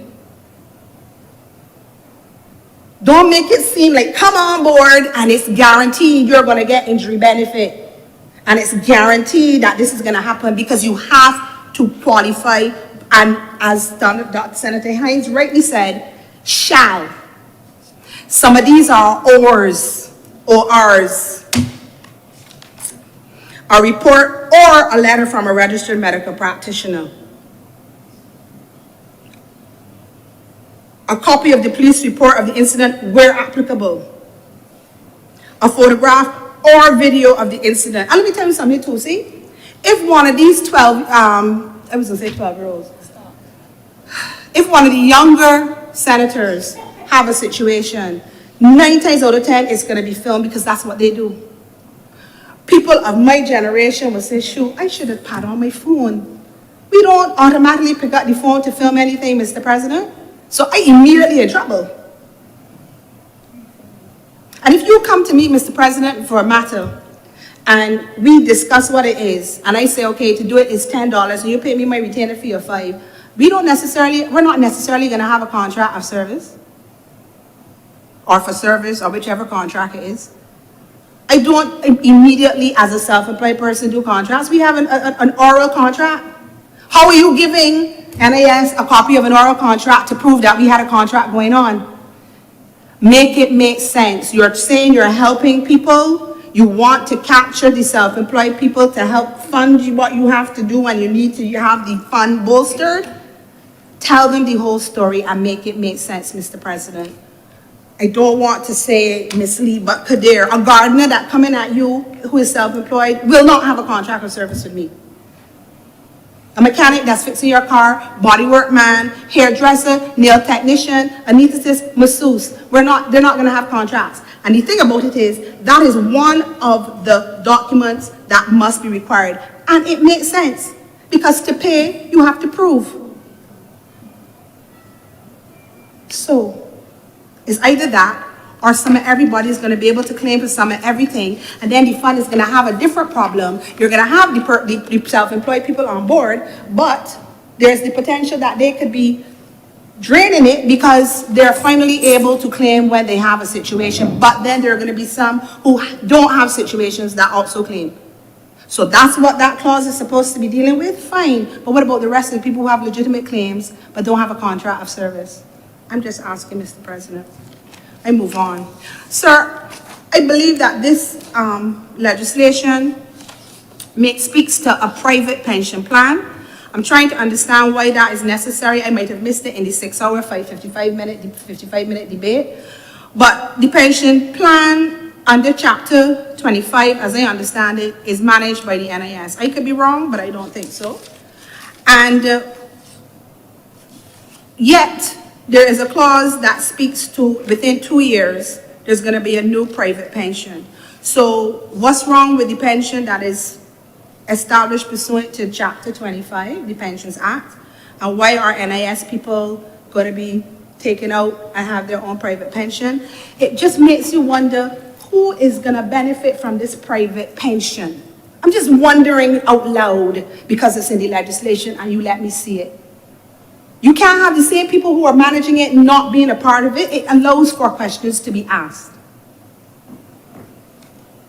Sir, I believe that I'm needing to head to the finish line. I have a question. You have now 10 captains. In Amendment 1, you had a board of 9 directors.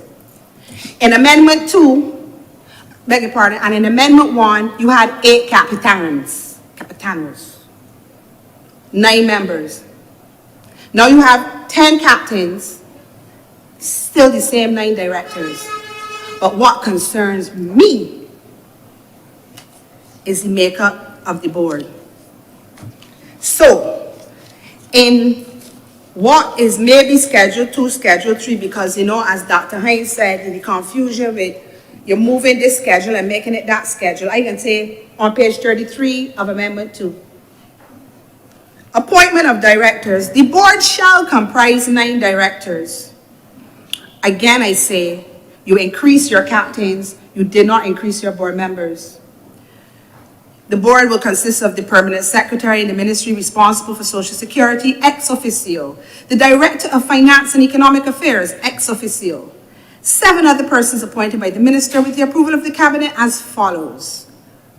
1, 2 persons on the recommendation of the employers' organizations. 2 persons on the recommendation of workers' organizations. And 3 persons who possess expertise or at least 10 years experience in law, finance, accountancy, management, corporate governance, economics, pensions, investments, or other skills appropriate to Social Security matters. Mr. President, how are 9 directors, not even 9, how are 3 persons supposed to encapsulate all of those very relevant areas? How? This bill makes provision for the establishment of various committees to manage the people's money. This bill has 10 captains. So a board meeting should be expected that each captain should be reporting to the board every time there's a board meeting. Or every quarter, however they do it.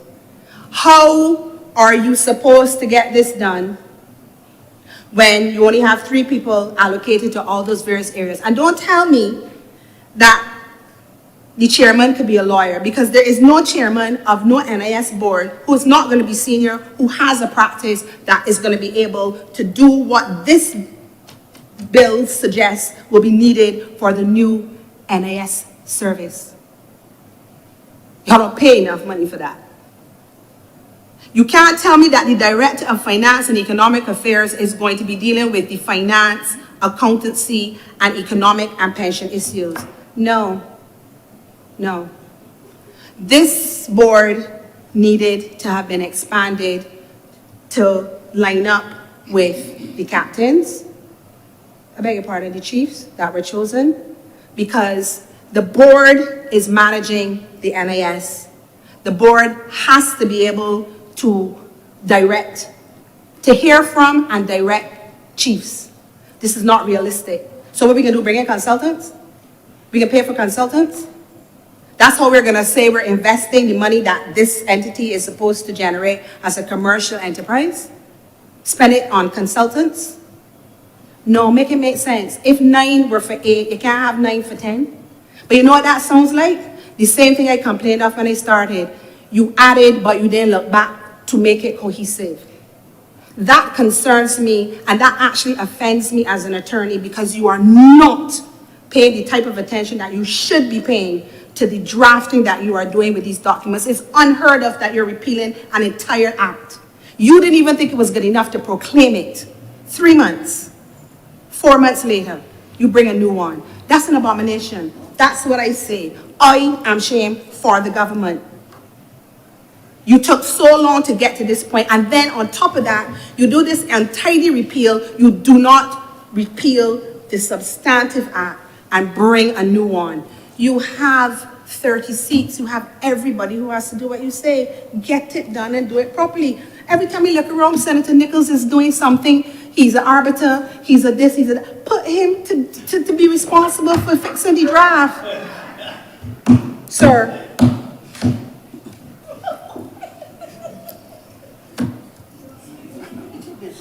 He's too busy. That's the problem. Mr. President, I am concerned. We have a serious bill that, to my mind, was not treated seriously, and then you offended me by telling me I had a week to look at it. I come though. I look enough. You need to do it over. You should not be passing it in time for Friday. I'm obliged to you, sir. Thank you very much, Senator Tate. Other speakers? Senator Dr. Morone, you'll wrap up then after the other speakers.